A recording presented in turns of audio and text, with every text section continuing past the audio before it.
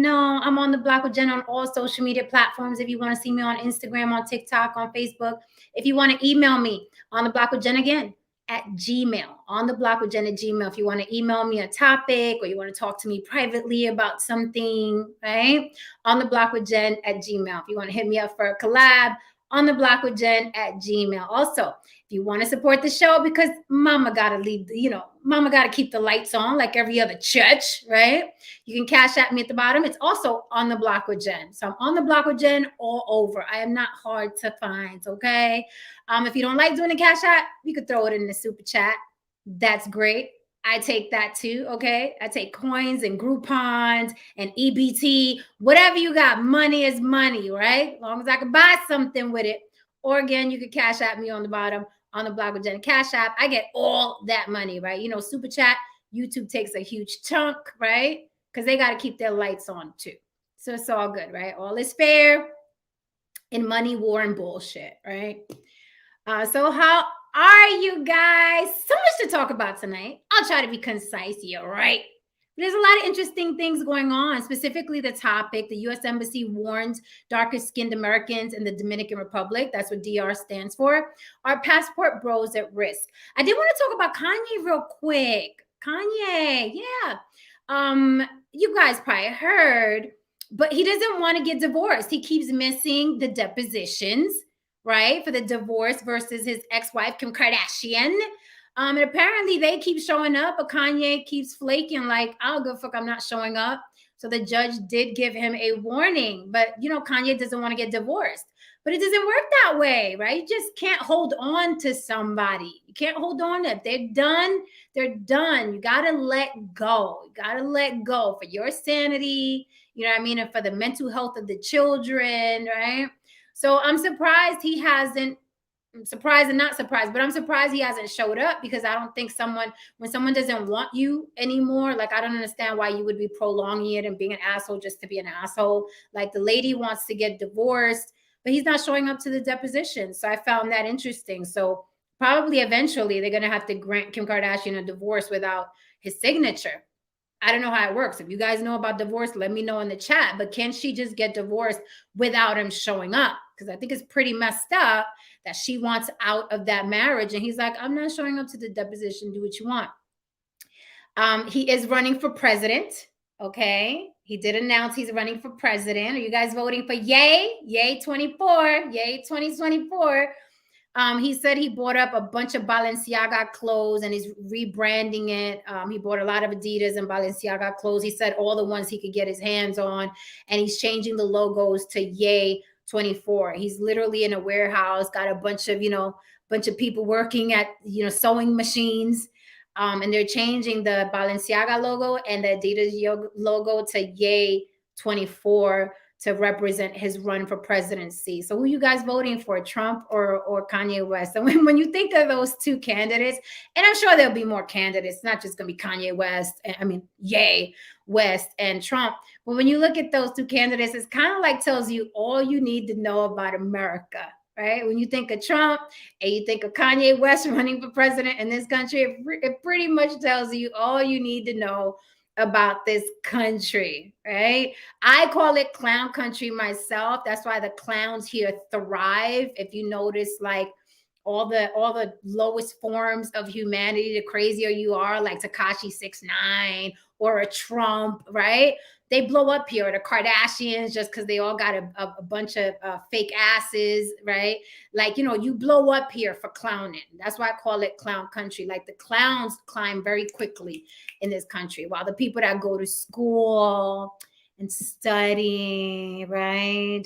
And old people for them student loans, right? And they do everything right, and they go to their church, and they're good little girls and good little boys, and they never went to prison, right? They're like, they work so hard, got their little 401k plans. Oh, it'd be so tough, right? It'd be rough for regular folk. It'd be super, super fucking rough for regular folk. It's a rough life. You're born, you go to school, you give school 18 years, and you give, some higher learning 4 to 8 years, and you get your degree with it. And then it's like, and you owe all this money. Or you could just be a clown, that shows up on Dr. Phil that says, catch me outside, how about that?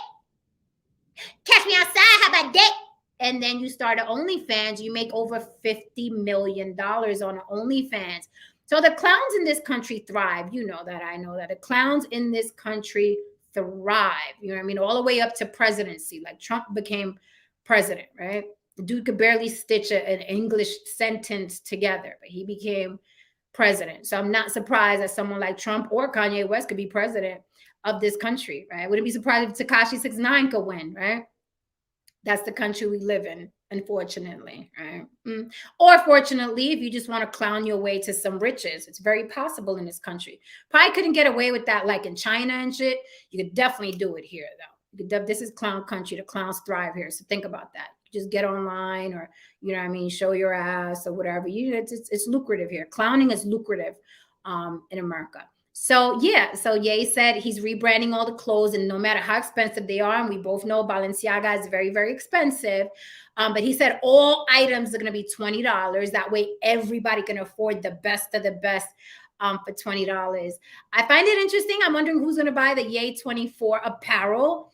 I also find it interesting that before how he did a complete 180 of his personality. If you recall, before Kanye used to beat up on paparazzi, mush them, knock their cameras to the ground, threaten them. But now he's so pleasant with the paparazzi, and he's inviting them into the warehouse and saying, look, this is what I'm doing with the Balenciaga clothes. Come on in. No, it's okay. Like, and you can tell the paparazzi's weirded out. Like, can we record? Can we come in? Come in. He was like, yes, come in. So, you know, it's funny how shit changes. Shit changes with money, and shit changes with loss of money. Okay, shit changes. Now Kanye West is all good and friendly with the paparazzi. The paparazzi are not his friends. They're his friends now. So I find that interesting. So are you guys voting for Ye? Calling Larsa Pippen, Scottie Pippen's ex-wife, and Marcus Jordan, Michael Jordan's son, you know, they're dating now. They're all over the place. They're dating now. Marcus Jordan is 17 years younger than Larsa Pippen. You know, Larsa Pippen has dated a couple rappers and athletes. She's running around with the much younger Marcus Jordan. But he's still a grown-ass man. He's 31 years old, right? So they're calling them the new Jordan and Pippen. And I don't know a lot about basketball, but I do know that connection. And somebody saw them at a game and was yelling at them, like heckling them. The guy was calling the Larsa Lauren. He was like, Lauren, you know, we're Pippen. You're the new Jordan, and Pippen. And I thought that was funny. You know, but she seems like a woman that doesn't take her life very seriously at all. She really does seem like a woman that's living her best life, and she's doing what she wants with who she wants to do it with abandon. She doesn't care who's watching or who's talking, right? And hey, salute to her. She's gonna die. She was born alone. She's gonna die alone. People are gonna talk about you no matter what. Like you look at Barack Obama, Michelle Obama, they were stellar human beings, perfect family, perfect life, perfect careers, right? No blemishes, no scandals. And they talked about those two like they were just gutter trash. They were trashed, right? And they were a great example of what you're supposed to look like, a happy, functioning family, right? And they got talked about like dogs. So, you know, the hoes get talked about like dogs. The stellar examples of family and humanity and career get talked about by dogs. So I guess Larsa Pippen is like, y'all gonna talk any fucking way. So let me get my fuck on and be happy about it. I don't know. She likes it. I love it. She's not using my vagina to get around. So it's like, I have no complaints, right? That's her vagina. She can do what she wants with it. But I just thought that was funny that they're calling them the new Pippen and Jordan. Jalen Rose, he had a lot to say about it. He was saying that it's fucked up that Larsa Pippen is dating Marcus Jordan because she's supposed to be looking at him like a nephew, not like a lover, because he's 17 years younger. And you know, she was around him when he was a little boy. So what do you guys think about that? Do you think she should be looking at him as a nephew? He's not really her nephew. There's no blood relation. But do you think that Larsa Pippen should have paused on that because she saw him as a little kid? Do you think it's creepy? Do you think, you know, he's 31 years old though. That's a grown-ass man. He's 31. He's 31. And maybe the boy had a crush on her, you know what I mean, for many years when he was young. And now he's like, now I'm older. Now I can get it. Now I can get auntie. You guys know them jokes you have. Every time there's a little boy that's unfortunately molested or has sex with a teacher, what do you guys all say? You know what you guys all say? I wish I had that teacher. You know, you guys say that. You say that all the fucking time. It's a joke to you. It's funny. Even though this child is traumatized for life, and his view on women and sex is going to be skewed because some teacher threw her older vagina on him. You guys think it's funny. You guys are like, oh, I wish I had that teacher, right? So in the same vein, why should Larsa look at him like, oh, he was a nephew type if he's 31 years old? The man is 31 years old. So I know you guys don't have a problem with that, because when you hear that a teacher slept with a little boy, you guys think it's funny. So don't switch up on me. Don't switch up on me now. I'm watching y'all. I'm watching y'all. Okay, don't switch up on me. The plot with Shanquella Robinson is still weird. The young lady who was murdered in Mexico by her friends on vacation. It's still a mystery why there have been no arrests. I heard the girl that was beating on her in the video, Dejanay, is in hiding. I don't know how true that is. The FBI is involved, but I guess it's because it's technically a Mexico crime because it happened on Mexican soil. I believe that's how it's working. So maybe that's why it's taking longer, because maybe Mexican authorities have to come and make the arrest and the US has to extradite. I don't know. It's just weird to me how they've been no arrests. And this woman is seen on video, okay, beating a woman to death. I don't know how there haven't been any arrests or any more. It's weird. It's a very interesting case. I tell you what, it's going to be interesting to watch on Dateline 2 years from now. You know, they got to gather all the evidence. The trial has to go down, but that's going to be one hell of a Dateline, because I think we all are curious as to exactly what happened to that girl. Just horrible and tragic. She was laid to rest. Kyrie Irving gave he donated $65,000 to her parents' fund. I thought that was really, really cool, right? Because when you're in that tax bracket, I mean, there's only but so many foreign cars and you know, French and Italian labels you could buy, right? After a while, I would think you would be. Not that I'm pocket watching. I'm just saying I think it's just natural. Once you bought every fucking Gucci bag there is to buy, I would just think it'd be natural that you would pay it forward. And if you see somebody struggling, you see somebody that's had, you know, such a tragic story, you divvy out a couple $1,000. That shit ain't gonna hurt you at all, right? That's probably like his monthly shopping, his pocket money for him and his kids and his girl, right? I'm sure his girl has all the red bottoms and all the Birkin bags NBA money could buy. So you know, when you're in that tax bracket, I think you should give back, right? Right? Yeah. Okay, guys. So No Saint said a Netflix docu-series. However they do it, I definitely want to watch it. It's gonna be good, because there's so many questions. There's so many questions. I wanted to get into, I'll drop the link early, guys. I see you nipping in the what's up, Jay Savage? What's up, Necessary Evil? Yeah. Some of you guys saw the last video I posted about the reaction I got to my Kevin Samuels skit, the little comedic skit that I did. People were so angry with me. I thought it was funny. You know, people were threatening me in the comments. Oh, the same type of motherfuckers that wouldn't bust a grape in a fruit fight, in a fruit fight, as they say. The same motherfuckers who give me all this energy but won't keep a fucking job worth a damn to get their mamas out the hood. Couple bitches came through talking shit, you know what I mean? Like a couple bitches that was on Kevin Samuels' dig, writing dissertations in the comments. I just delete and block. Like you guys really, you dedicate a lot of time to my comment section.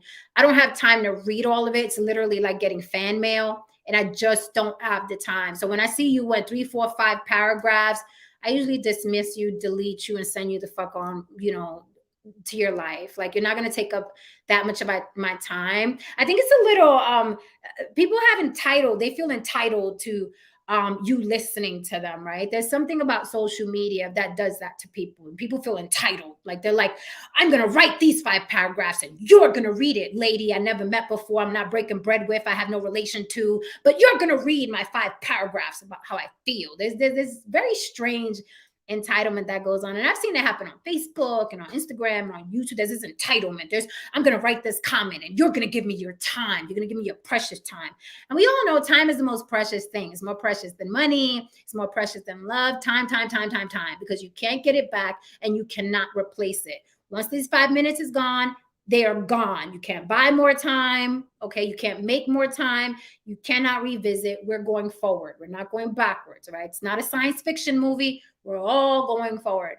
So it's interesting to me. And my advice to a lot of you guys too is don't let people take up much of your time. I know social media is fun to be on and it's addictive, but when a motherfucker's trying to pull you into an argument that lasts, and some of these people are in my comments 2-3 hours, they come back the next day and they come back the next day. They're not even subscribed to my channel. They're not super chatting me. They're not supporting the channel. So no, bitch, I'm not going to give you 5 minutes of my time to read your dissertation. I'm just not going to do it. You're a nobody to me. You're some bitch who was writing Kevin Samuels for a couple. I don't know what your issue is. I just don't have the time. And because people don't know how to leave a comment, leave well enough alone, what I have to do is delete and block. Delete and block. And then you will see them same people will slither and drag themselves to another YouTube channel and then try it there. And then maybe that person will give them time, right? I respond to a couple things. I'll curse you out. I'll fuck you, your mama, this and that. But I don't have time to do that all day. Like I do that in my idle time when I'm running in between things and I'm checking notifications. I'm like, okay, I'll answer this bitch or I'll answer this fuck boy. But I don't have a lot of time. I try to keep it fun. I try to keep it interesting, but I don't have the time to read a fucking 4, 5, 6 paragraph dissertation about your feelings or why Kevin Samuels made your pussy wet. I don't have the time to find out why you are so emotional about Kevin Samuels, right? But I will say the ratio is still like 99% men that are always bitching, and then like 0.1% women. Women don't usually come to my comments and act a dang fool. And that should be a lesson to men. That should be a lesson to men. Men, it's like men are very, very emotional on these machines. Women, they'll disagree and then they keep it fucking moving because we got a lot of shit to do, right? We got a lot of shit to do. Women are very fucking dynamic. We have a lot of responsibilities. We don't sit around and scratch our nuts after work and just sit down and vegetate in front of a football game in the back. We got shit to do. We're always thinking. We're thinkers. We're movers. We're shakers. We're mothers, right? We got things to do. We don't have the time to beat off and have a circle jerk, you know what I mean? In somebody's fucking comments. We're never going to meet. We're never going to date. We're never going to fuck. We're never going to break bread with. We're never going to work with, right? We don't have the fucking time. And no cap. Look at my comment section, any of my comment sections, whether it's Instagram, Facebook, or YouTube, it is men imploding. It is not women. It is men, right? It is men. So that should tell you the mentality of men. When they can't have you, they're satisfied arguing with you. When they can't have you, they're very, very much satisfied arguing with you, because arguing with you makes them feel like they're connected to you in some kind of way. That's how you got to be careful, ladies, how much time you give to these incels, because to them, it's still satisfactory. It's still satisfaction. It's like, I'll never date this woman. I'll never meet this woman. But look, I'm here arguing with her. Like, how can I ever get close to a beautiful woman like this? At least she's arguing with me. Yay! I got her attention for 5 minutes. And believe it or not, ladies, that's how a lot of these motherfuckers think. They're like, I can't date somebody like that, but at least I can argue with her, right? And bear in mind, this is the first time in a lot of these guys' lives where they get to communicate with women, where they get to spend time with women, right? In these comments, even if it's arguing, even if it's negative, it doesn't matter if it's negative attention. These guys are used to getting negative attention in their life, but now they're getting negative attention from women they find desirable. Now they'll deny that you're desirable, but you're desirable to them. And that's why they spend so much time. Do you think if I look like Precious, these motherfuckers would be sleeping, waking up, and beating off in my comments?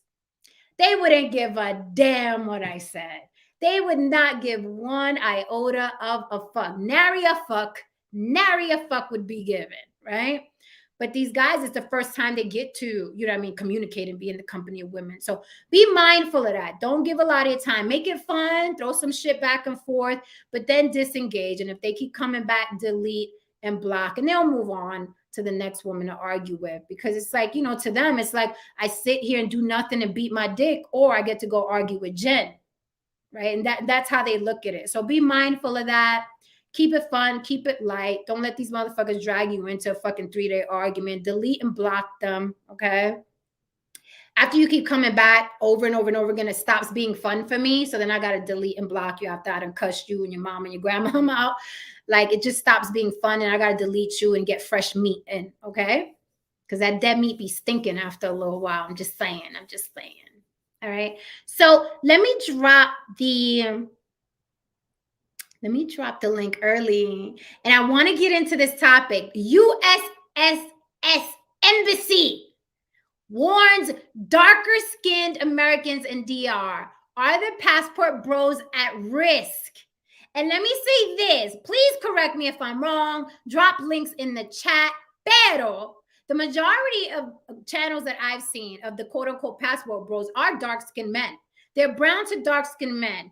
Now, I don't want to insult anybody. Wink. No, I don't give a fuck. But it's never like a light-skinned cutie talking about he's a passport bro. I'm sorry. That's just what I've seen. Again, I am open to be corrected. If you know a fine guy who's built and he got a passport bro channel and that's what the fuck he does, drop the link in the chat. I'll go check him out and I'll correct myself. But, you know, just like y'all, I go scrolling and I'm like, all the passport bros I see, usually, you know, average at best men, okay? And we're not talking Idris Elba. We're not talking Michael B. Jordan. We're talking about average at best. The guys that look like they deliver your mail, right? The mechanic-looking guys, right? It's not like, you know what I'm saying? It's not like Flex Wheeler. You know what I mean? Talk about he's a passport. It's just average-looking guys, and that's fine. I want you to know that's fine. Being average is fine. Everybody can't be a supermodel. Fuck, I'm not a supermodel neither. I'm 5'3", okay? 5'4" on a good day. Everybody can't be a supermodel. Everybody can't be rich, okay? Everybody can't be a scholar. Everybody, look at it. The majority of the world is average at best también. So there's nothing wrong with that. I'm just saying what I've seen, right? Now, you're entitled to tell me, no, I've seen something else. There's a lot of fine guys that are passport bros. Drop the links in the chat. Direct me to who they are. I'm just saying, in the little bit of scrolling I've done, in the debates that I've had with the quote-unquote passport bros, they're usually not the most attractive in the litter. They're just not. That's what I've seen. If y'all know some fine-ass passport bros, pásalo, throw it in the chat. I'm just saying what I've seen, okay? And the majority I've seen are dark-skinned men. So that begs the question, are passport bros in the Dominican Republic at risk? Because the U.S. Embassy warned, now that, you know, tensions are rising yet again in the Dominican Republic, right, against Haiti and Haitian immigrants. They're just detaining people. They're doing mass deportations. They're pulling them babies out of schools and deporting the kids without their parents. It's getting really, really buck wild in the DR. Now, I did have a Dominican man comment in my community tab. He said that it's a lie, not so much a lie, but he basically said that they're trying to make Dominican Republic look wrong, and all the Dominican Republic is doing is safe keeping their borders like America does, right? But they're trying to demonize the DR. So is the DR really, really racist against darker skinned people, Haitians specifically, or are they just keeping their borders safe from immigrants? But there are some migrants that are saying we're here legally and they're rounding us up too and deporting us. So what's really going on? Will the passport bros get mixed up in that because they went down there for their girlfriend experiences and got their dumbasses caught up and their passports taken or shipped to Haiti by mistake? Because it looks like the Dominican Republic is kicking asses and not taking names. They're not taking names. Seems like they're just shoving people behind a gate. I mean, they're even deporting children. So I think the last thing on their mind is giving a fuck about some couple dudes that flew down there to get some ass for $20. So are the passport bros at risk? And also, you know, I said before, if I was a part of any government, Colombia, Venezuela, Dominican Republic, wherever these passport bros go, right? Because a lot of them are like, we're looking for wives. A lot of them are not. You know, the Pookies and Ray Rays jumped into the bowl of passport bros. You know that, and I know that. Everything that's a luxury gets corrupted, right? By the degenerate community in all our communities, right? Like everything is cool. Like even it could be a club, it could be a lounge, it could be a restaurant, it could be a vacation spot. Okay, that's really, really dope, where people spending a lot of money. And once the fucking degenerates find out, what happens? They ruin the fucking place. And then what do? I ain't gonna go back there. That shit changed. Don't act like you ain't never said that. Like, yo, this should change. I remember there was this dope club in New York City called M2 many, many, many moons ago. Many, many moons ago. And once fucking Master Flex started DJing in that shit went ghetto quick fast. And me and the girls were like, not going back there. That shit is fucking ratchet. But you notice that happens a lot. It happens on spring break in Miami and Cancun, like shit that can be a luxury, right? A lot of people find out about it. Once the hood finds out and they start going out there in droves, it just brings down the quality of the trip and the atmosphere. It just does. That's what it is. And it's not a race thing, because Latins do it, white people do it, Black people do it. It's not a race thing. It's a caliber of the person, right? And you know that happens. We've all had a favorite place, and then the hood rats got wind of it, and it just got fucked up. That happens. That's reality. I don't care. Call it classist, call it prejudice, call it... It fucking happens. A group of people can ruin a nice spot. You know it. I know it. So did the passport bros go from just some older gentlemen who wanted to travel abroad and smoke their cigars with their boys? Did it turn into Pookie and Ray Ray looking for $20 pussy that speaks Spanish? Did it turn into Pookie and Ray Ray looking for $20 pussy that speaks Spanish? Is that what happened? And are they in trouble now in the Dominican Republic? Hey, Big Truck, I see you. What's up, Big Truck? I can't hear you. Can you hear me okay? I can hear you now. And I'm coming in okay, right? No choppiness? No choppy. Keep talking. Oh, okay. So here's a question. Did you see the video put out by that Filipina girl, Filipina P, and did you see any reactions to it? I did. I was actually on I was on with Glenn Lawrence, and they did the whole thing where they dissected it, and then I responded, and some other women respond. I think, was it just me? Yeah, I've seen it.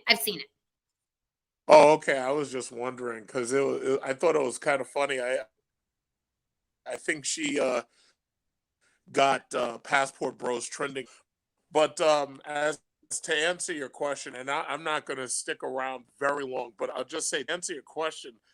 Yeah, I have to say, these dudes, when they started traveling, you got a lot of these ghetto people going down to DR, specifically DR, because DR is it's a lot closer than going to like these other countries that they're doing, like Colombia and so because DR is so close, and when I took the trip to go see my uncle get married, I realized just how easy a trip it is. I mean, it's only like 5 hours by plane.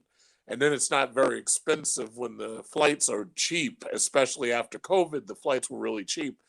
So yeah, there are a lot of ghetto dudes who've gone down there. I think they've specifically gone to Sosua, and they've basically turned it into a sewer. But they've been taking advantage, and they're giving us a bad name in general. Because the reality is, like the real passport bros, like these dudes are not like these new young dudes. These young dudes are just going down there like it's an arcade, and they're just going down there for the prostitution, really. So I have to agree there. So if the U.S. government is warning them, I hope they hear the warning, and I hope they take heed, because it'd be messed up if something happens to one of them down there. But I just think they're making us look bad. Would you consider yourself a quote unquote passport bro? Do I know? Yeah, of course. No, do you consider yourself a quote unquote passport bro? Yes. Okay, so you tell me what a passport bro is. Well, the term passport bros seems to be used specifically to denote black males who are traveling with their passports in order to most likely find foreign relationships and possibly marriage to foreign women rather than American women, right? Now, the reality is, white men have been doing this forever. They've been going down to South America, they've been going down to Southeast Asia, but nobody ever coined the term passport bros until it was black men. So it's basically like when black people involved, all of a sudden everything gets a special acronym or everything gets a Right. special Like Black Twitter, like a Black fucking Twitter, Black YouTube. nickname. Eh, as soon as blacks get involved, everything suddenly gets a new style and culture automatically, despite the fact, again, that white men have been doing this shit forever. And that's Mhm. why, as far as I could say, I would have to assume I'm a passport bro simply because I'm black. Second, because I've traveled. Third, because I've had foreign relationships that I've been trying to build into marriage outright. So yeah, I'd have to assume yeah. Okay. Yeah, because definitely, like, just to co-sign what you're saying, now we have Black Twitter and Black YouTube. It's not YouTube. It's like if Black people are on it, it's Black Twitter, and Black people on Twitter. I mean, Twitter, then it's called Black Twitter. So then passport, it's not just people that travel, and it's passport bros because the Black men are going now. So it's passport bros. So you're saying, so how do you feel when people are talking about the passport bros, like the Poogies and the Ray Rays and the, the guys going out there for cheap prostitution? And why don't you think, because prostitution, I saw a video of a Dominican woman talking about she didn't like the passport bros and how they go out there, have sex and then come back and do all these videos, like they're exploiting Dominican women, right, online. And she was like, she asked a question I thought was a good question. There's prostitution everywhere. There's prostitution everywhere, even where those quote unquote passport bros live, no matter what city they're coming from. What do you think is the lure? Why wouldn't they get a prostitute for $20 where they are in America? Is it that they just want Spanish speaking vagina, Spanish speaking prostitutes? I'm sure they got Spanish speaking prostitutes here in America.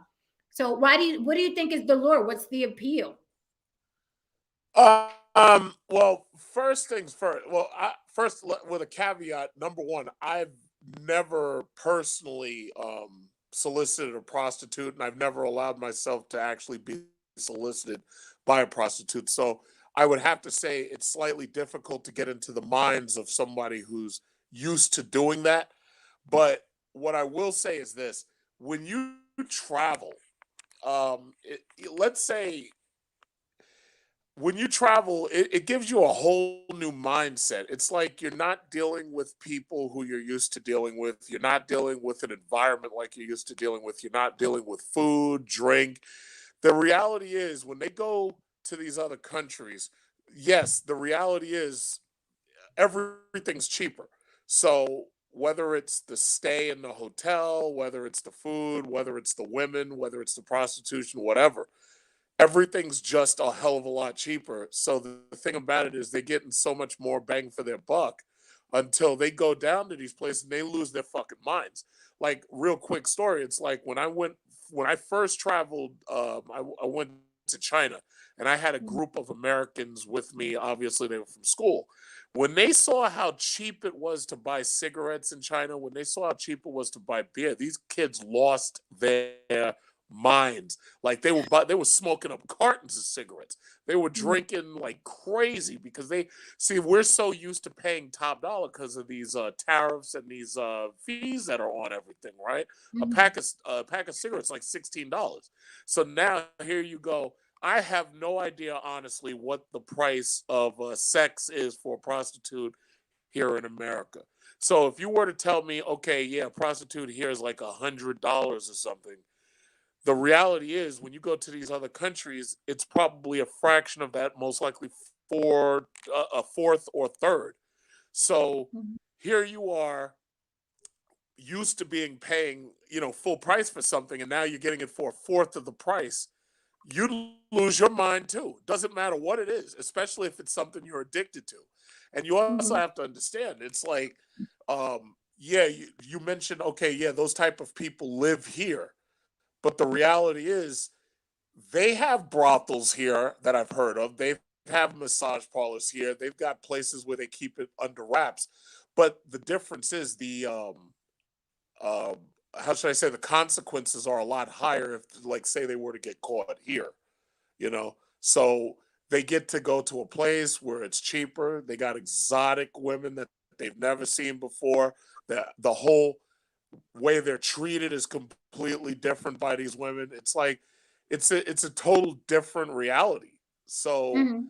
I can understand why they do that. I totally understand it. But the sad thing about it is, when you're videotaping the stuff and you're putting it on social media, now you're adding a whole nother element to it. And these Right. people don't want to be, they want to try to keep their shit on the down low. They don't want you broadcasting the shit to everybody, despite the Right. fact we've known for decades that this is going on. I can imagine the people don't want it broadcast. I can understand that. Right. And it's interesting, and I'll pass the mic, but it's interesting, very interesting that you say that, because I saw a video where someone was saying that here in America, Black people tend to announce and be proud of being tricks and being hoes and things like that. And we watch reality shows and, women saying, yeah, you got a hoe like this and hoe like that and get him for this and get him for that. Right. They're very open about it. And the Dominican lady was saying, in the video I saw earlier, she was saying that, yes, there's prostitution everywhere, but those women want to do what they do and then go on about their business, right? They're not the reality show types like, yeah, I got these new tits in his ass and get him for his money and blah, blah, blah, blah. So, but because that element is going to the DR, they're bringing it back and broadcasting it because it's content, right? This is real life for those women, though. This is how they make money. This is how they feed their children. But to the I don't know, you call them tricks on a budget. Uh, to them, it's content for YouTube. So they're even muddying if it's even possible to make prostitution worse than it is. They're even making prostitution worse than it is. It's like everywhere they go, it's like a little disease, and they just have to up the ratchet ante wherever they go. Like, fine, go down there, get you a little $20 prostitute, come home, shut the fuck up. But it has to be content, and they have to show the women, put them on video and what have you. And I don't think that these women know the platform they're being put on. I don't think they know how big the platform is they're being put on. These women are downtrodden. They're just trying to, do what they got to do with the trick and keep going. They don't even know that these people are blasting them on YouTube, and there's a lot of eyes on them. So it's a horrible exploitation. No Saint, what say you? The Clue, be quiet. Thank you for the super chat, the Clue. Yes, I am the very one. Hey, how are y'all doing tonight? Really good. Good. I'm glad that I agree with most of what Big Truck's saying. He's right. Now, I never heard of Passport Bro till I got on this show, but so I don't know who named him Passport Bro, and I didn't know it pertained to just Black people. But I think Don Levon was saying where it comes from, where he thinks it came from. But he's right. I mean, this is something that's been going on forever, and you're talking about like people in the royal family of, like, say, Saudi Arabia that will go to Europe and pick up a girl from one of the, because it's legal in Europe, and ship her out to wherever for a month or whatever. And but it's all exploitation. I'm not saying it's all, because Big Truck said that he goes out there for a different reason. But I would say a majority of it, and someone brought up Southeast Asia, it's exploiting people who are way more impoverished than people in this country. So it is a lot cheaper. And it's also, I've never been to Southeast Asia, but being in the military, you hear stories, and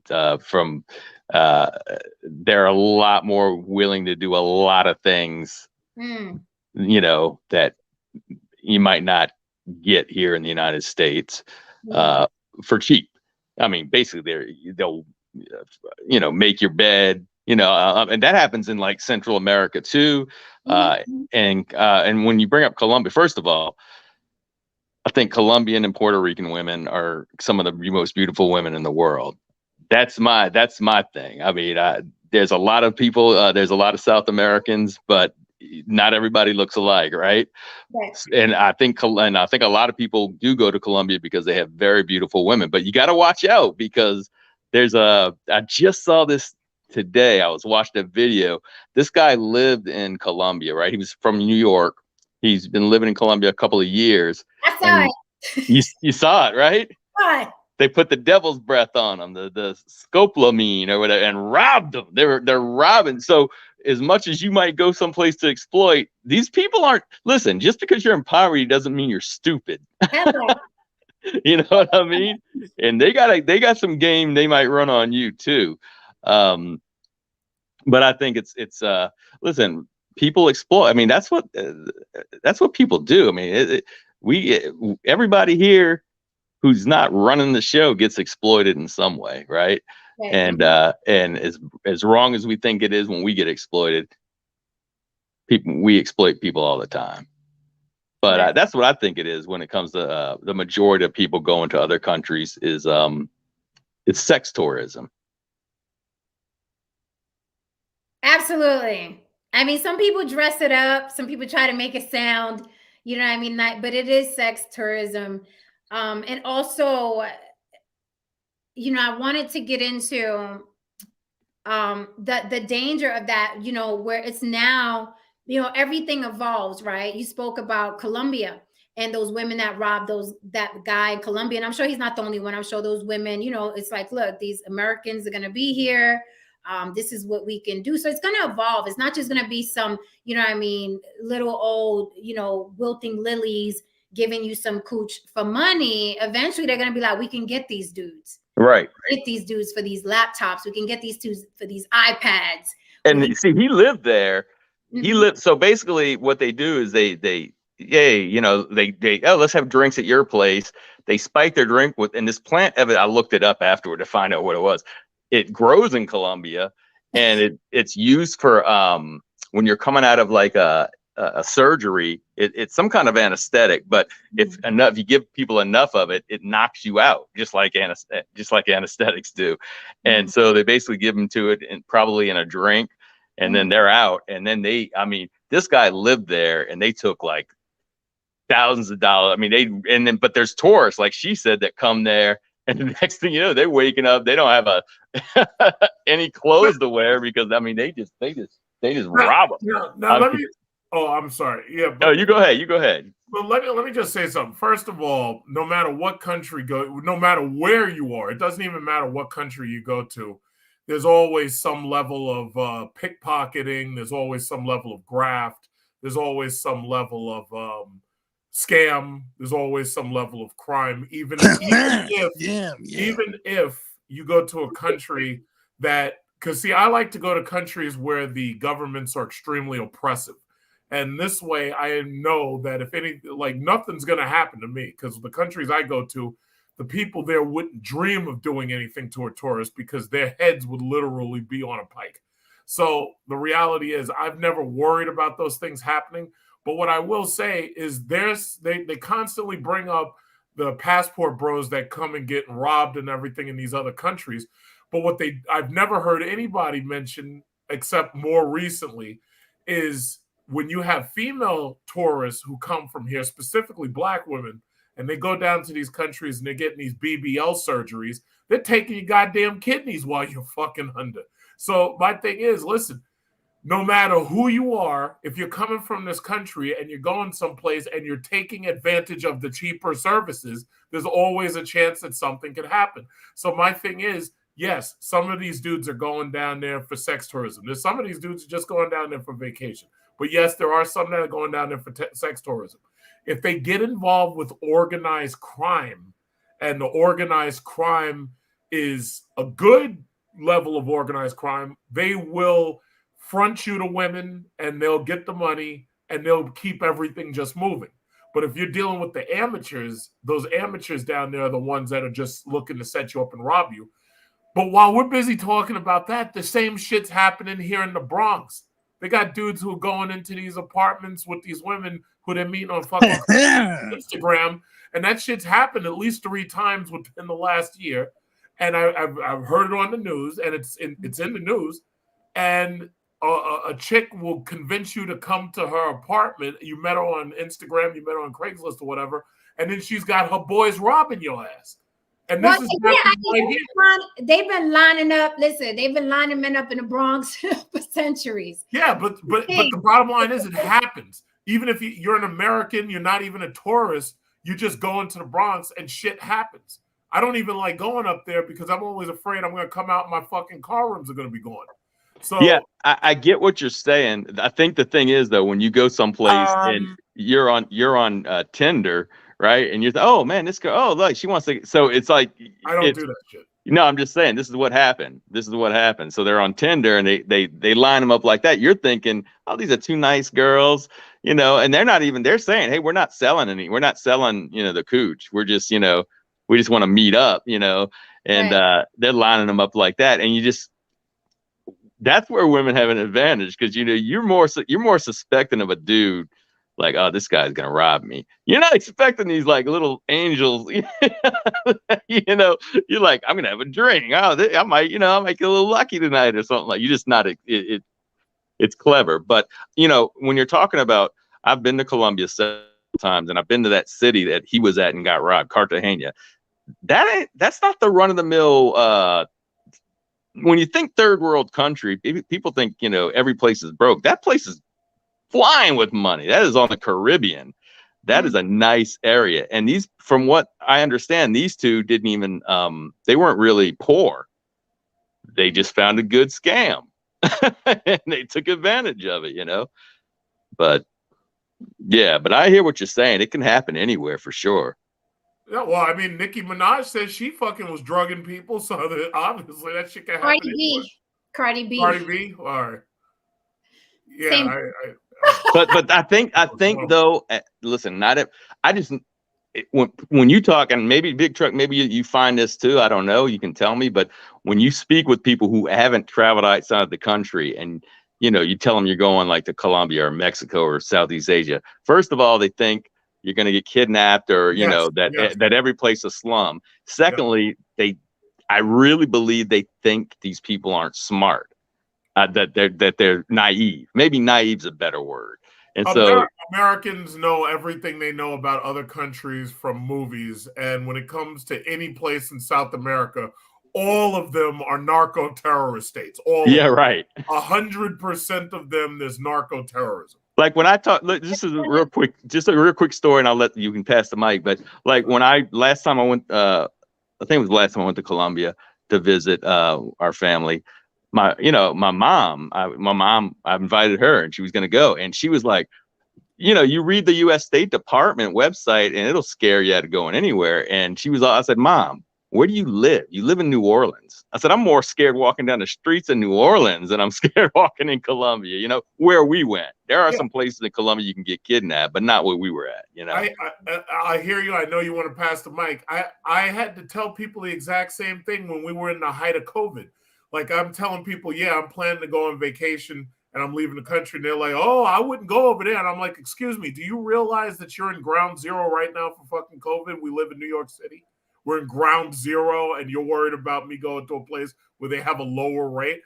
People just, everything they see on television, they believe. You know, it's really sad, but that's just what it is. The exception to the rule is amped up to 100, you know? Right. That's like everyone in Africa must own a lion because of everything we've seen on TV. I will say the one stereotype about being in Africa that is 100% true is it's dark. When the sun goes down, they don't have lights in many places. And I went to one of the nicer parts of Africa and you better have a flashlight. Okay. Yeah. I want to pass the mic to Jack Frost. Jack Frost, what do you have to say about the topic? Well, because you see, I'm a Greyhound, bro, because my passport, when I was 12, I was abandoned But in regards to the topic, you see, the Most High wouldn't want us to do this kind of stuff. But I would say I literally have people following me and chasing me around. And I agree with you because it's the passport bros got to stop doing it because the Most High wouldn't want that. And for the brother that said that I look like Seasile, the Detroit mechanic, you're evil. And you're literally one of those devil worshippers that are following me around, my nigga. Because I'm a fly dude. I'm a fly nigga. So please don't be comparing me to a Detroit mechanic because I'm a fly nigga. Look at me. We can't look at you unless you cam up. But just look for me. BBN Jack Frost, Boy Who Cried Wolf. And you'll see just how fly I am. Jack Frost, Boy Who Cried Wolf. And Okay, you're do gonna you have anything else on the topic? Because I want to stay on topic. Do you have all anything right, else? I respect that, but I just wanted you to look me up just to see how fly I am. But thank you, Jen. I love your content. Okay, thank you. Brother Ish, I wanted to get into the whole I'm not well versed on the whole I've heard things here and there about racism in the Dominican Republic and the tensions between them and Haiti. I mean, they're neighboring islands. What is going on? Do you think that the Dominican Republic is just protecting their borders the way America protects its borders, or are they doing too much? Because the Dominican Republic is saying we're just protecting our borders, man. Well, in the history, so in answer to your first question, your second question, do I think they're doing too much? Yes. Anytime that you're separating children from their parents, you're doing too much with impunity. The history of the island, and it's actually one island that was divided in the 1800s between two battling colonizers, France and Spain. And at a certain point, they settled on just splitting the island in half during the slave trade and during the sugar and the plantation era. So this is an ongoing feud that started with the colonizer and the slave masters and has translated into the freed citizens at a certain point, and have had this ongoing feud without any foundation. It's almost like the same beef that's going on between Bloods and Crips that started, between two different gangs over a girl. Years later, with all this blood between it, nobody knows why it started. You're breaking up. There's something going on with your mic. I'm driving, so I may be in a bad area. Okay. It's an ongoing issue with the human species on just taking on beefs from their ancestors, and it's ridiculous in my opinion. And with the passport bros dynamic that you spoke about, I really think that the male predatory behavior against women has to just stop. Like, if you got to go travel, to a whole nother country to have, intimacy with a woman, then there's something really wrong with you. And you really need to look at yourself.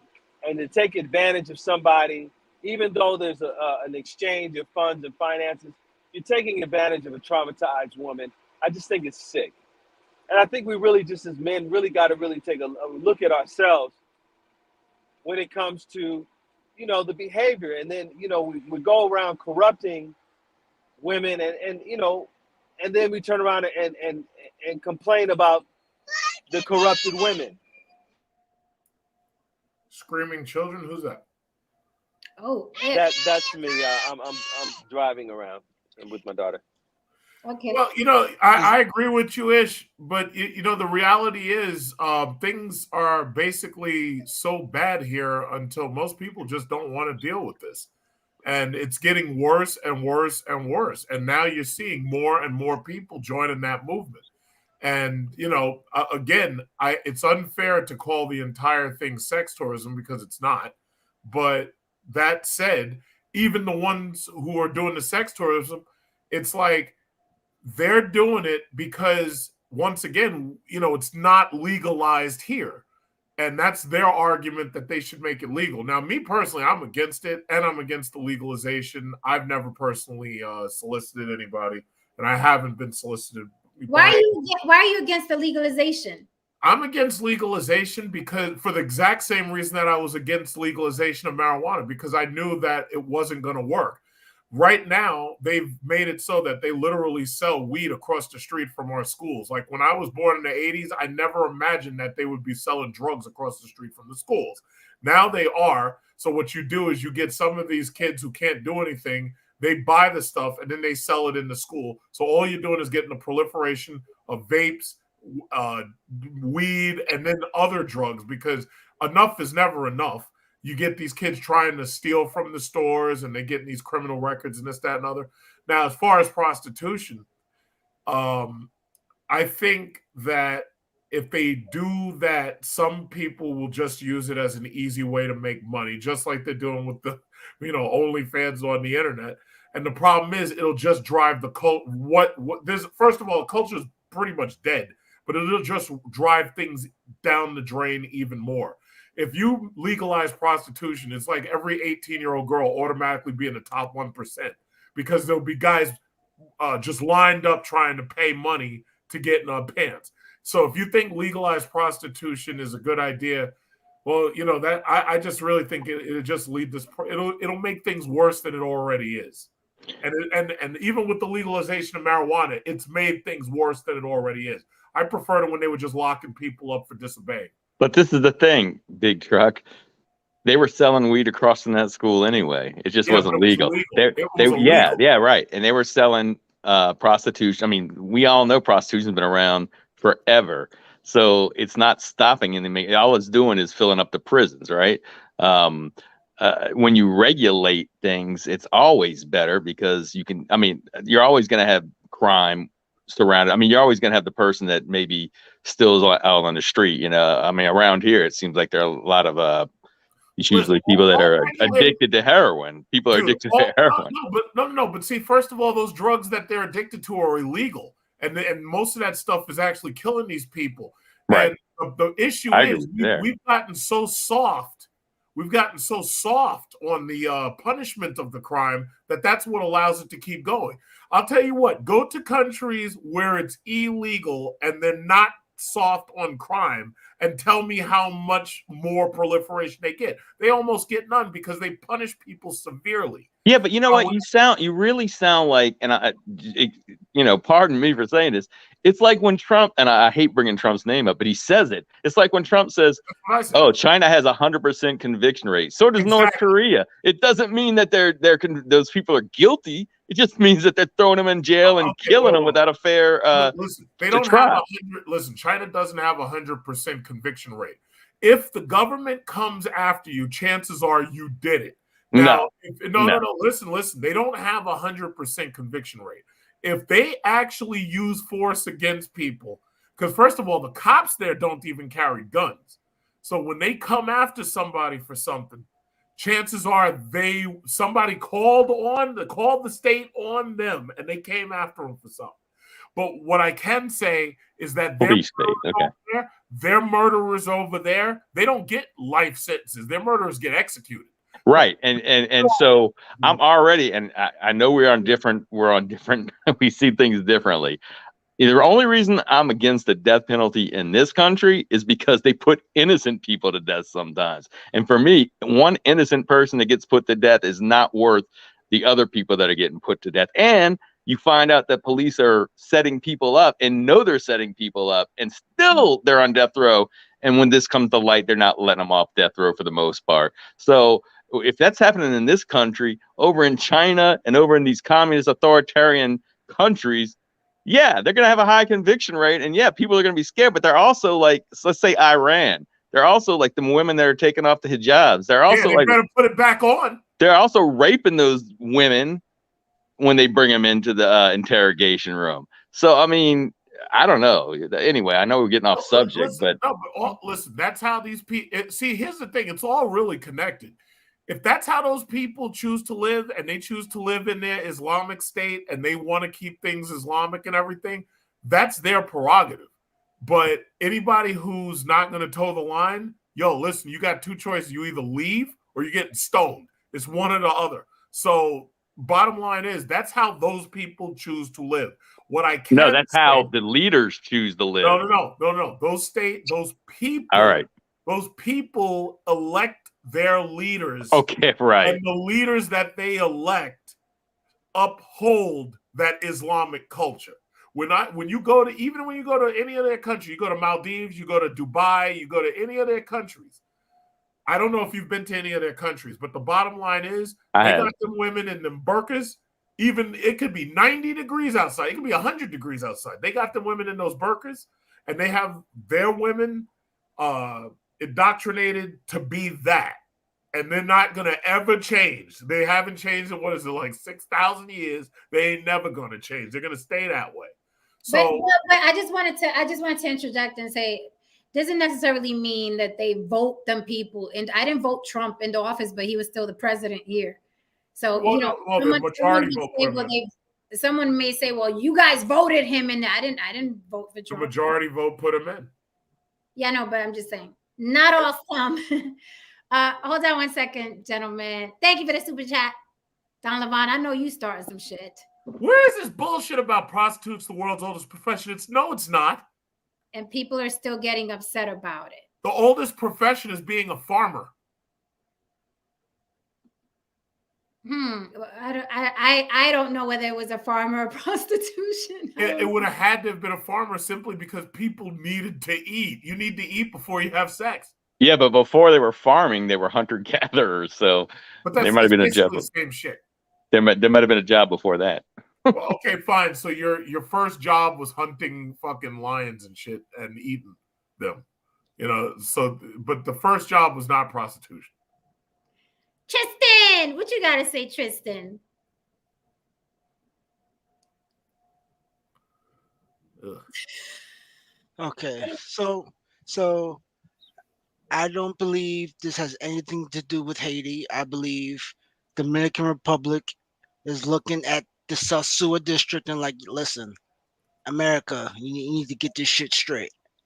I think because at the end of the day, you know an American when you see one. Yeah. You came in. They come in there with either Jordans, sunglasses. Everybody knows what a Haitian looks like. Everybody knows what an African American looks like. So I call cap on that one. Really? I think, I honestly believe that, and I think I've always say it, and I'm gonna stick to it. I think not the passport version, not the passport bro version of Big Truck, but I guess the new generation passport bros, right? I think they are practicing a form of white supremacy. I think it's Stockholm syndrome because they're going to another country to dominate a woman, like every other white man has done across the globe. I don't care. Can't nobody change my mind on that. It's too consistent. It's just a different weapon. I said, except they can't kill the women. That's it. But they're using their dominance, which is their money, on women to get the women. Blah blah blah blah blah. That's me. Passport bros are the new KKK. I don't care. What? All right. Jen, I wanted to just say one thing real quickly. When I was in Dominican Republic for my uncle's wedding, there were like Haitian kids who came right up to the steeple. Now we were in like the middle of Santo Domingo. We were in like one of these big Catholic churches, really beautiful church. There were Haitian kids come right up to the steeple begging us for money as my uncle's walking his bride out of the church. These people, like, there were Haitian kids coming up begging on that line. And as you look across the street, you see Dominican Republic policia, and they've got shotguns and they got assault rifles. And like the thing about it is right now they're deporting those people. And the reason why they warn us is because, you know, if you don't look, I guess, Dominican, yeah, you could possibly get caught in the sweep. The reality is you still have a passport. And if you've gone there, the smart thing to do is to notify the U.S. State Department to let them know exactly where you are and to not, you know, try to sneak across borders or anything. So I think, yes, it is a warning, and it's good that they are sending out this warning because that's an internal conflict over there. But the reality is, if you're an American and, you know, you mind your P's and Q's, chances are you're not going to get swept up with the Haitian people. Chances are. So what I will, and the last thing I will say, when I was coming home, my uncle was pulled aside. You know, the random, quote unquote, random check for drugs. And I also have a sister, and she has a lot of hair, natural hair, by the way. So she has a lot of hair, and they went through her hair checking to see if there's any drugs in there. They left me alone.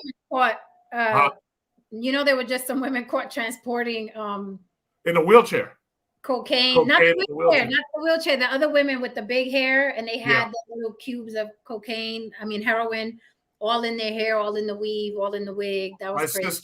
My sister had like 4-foot long dreadlocks, part of it wrapped up. And they pulled her aside naturally. She falls into the net. And then there's my uncle. And my uncle, funny enough, short hair, lanky, tall, skinny dude, lanky, just very lanky. And apparently they felt he fit this description of a fucking drug dealer. But anyway, they pulled him over, checked him out, nothing on him. So we were on our way. They left me alone. Yeah. Javier Carlone, shut up. He said Eve was the first hoe. Then Adam was the first simp, if that's the case. Okay, Tristan and Brother Ish on the same page. You just think that these passport bros are wielding their power against these women, exploiting them. Yeah. No, these dudes are acting. These dudes are acting up, and you know, I mean, it is what it is. It's like the market's there. And some of these women, you know, I think some other people in some other countries, they don't look at sex the same way we look at it here. They're not as uptight about it. Like some of them selling sex is not a big deal. And that, you know, that doesn't make it right. All I'm saying is legalizing prostitution only makes it worse. And it'll involve more people in it because they'll see it as an easy way to get money. How many males do you know are not of legal working age and they're desperate to hurry up and get a job because they want to buy things? So they're willing to do jobs, even if it's not legal and even if it's off the books. Do you really think that young girls who want a brand new iPhone or want a new Gucci bag or want a new Balenciaga sneakers or some shit, do you really think that underage girls wouldn't prostitute themselves to get what they want immediately when they want it instead of having their parents tell them no? No, this is the worst possible fucking idea you could possibly have. And it's already backfiring with marijuana. It's already backfiring. It's a horrible idea. It's a horrible idea. So the Clue channel just asked, what's wrong with easy money? Yeah, well, if you're a 13-year-old girl making easy money to buy some stupid-ass Balenciaga sneakers and some dumb-ass fucking Gucci purse, yeah, I think there's something wrong with it. Yeah, but they're not necessarily going for the luxury items. I mean, we're talking like some of those people being in poverty. Do you know how many of these young underage girls will sleep with 30-year-old men, 40-year-old men to get new cell phones, new shoes, new fucking clothes? And now you want to make it so that you take away the scrutiny that would normally be there, because they'll be looking at it like, oh yeah, well, I know this older sister or something, or I know this older cousin, and she sucks dick so she could buy Balenciaga sneakers. So you know what? I could do it too. No. It's a horrible idea. I hope the government. Oh, you're talking about the legalization, but I don't think. I understand. I'm totally against that. Yeah, you're going through the slippery slope. Listen, I don't think they're going to make that legal. I don't even think that's something that should be left up to democracy. That's a quality of life issue. That's something. It's like smoking indoors. That's some shit that shouldn't be left up to democracy. It shouldn't. And furthermore, this is not a democracy. This is a republic. That's number one. So my thing is, that shit should not be fucking legal ever. Do you think that there should be stricter laws for Americans going overseas, Dominican Republic, Colombia, wherever, to buy these sex tourism? To do sex tourism? Mm-hmm. Jen, you do realize the laws are already in place. If you're an adult, right? You can't, even if you go to a country, because they had that issue with the Philippines, and they had that issue in a couple of countries where the age of consent was below 18 in some of these countries. You, as an American citizen, are still held to the laws of your country. You can't simply, like, even if when the law of the Philippines, when the minimum age was 14, because you got to remember, a lot of those females there, even when they're just dealing with their own men, they're marrying young. Or if they're not necessarily marrying young, they're having children young, and it's not a crime there. So the issue is, we're still held to our laws. So if you go to another one of these countries and you're engaging in sex with someone who's a minor, even if it's legal in that country, you can be prosecuted here, even if that country does not prosecute you. Well, they're already, hold on 1 second. The laws are already set in stone for U.S. passport holders. Now, wait, why you snitch, Big Truck? I want to give out that secret because I want them all locked up. What are you doing? Well, I take certain things seriously. So it's like this I take very seriously because I am a passport holder who travels. So I don't mess around like that. And that's one of the reasons why I don't engage with any prostitution.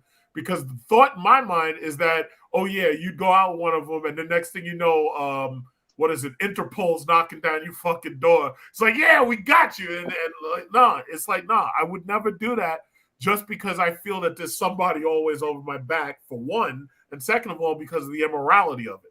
But my bottom line is this. People act like, passport bros are going over there and banging all these underage women and shit. The reality is the laws still apply to us, and we could be prosecuted for it here, even if that country won't prosecute it. It's already illegal. It's already illegal. So just like stuff goes down that nobody knows about, it doesn't get talked about between minors and adults here, that same shit happens overseas. In fact, it happens over there more in our absence. It happens more because think about it like this.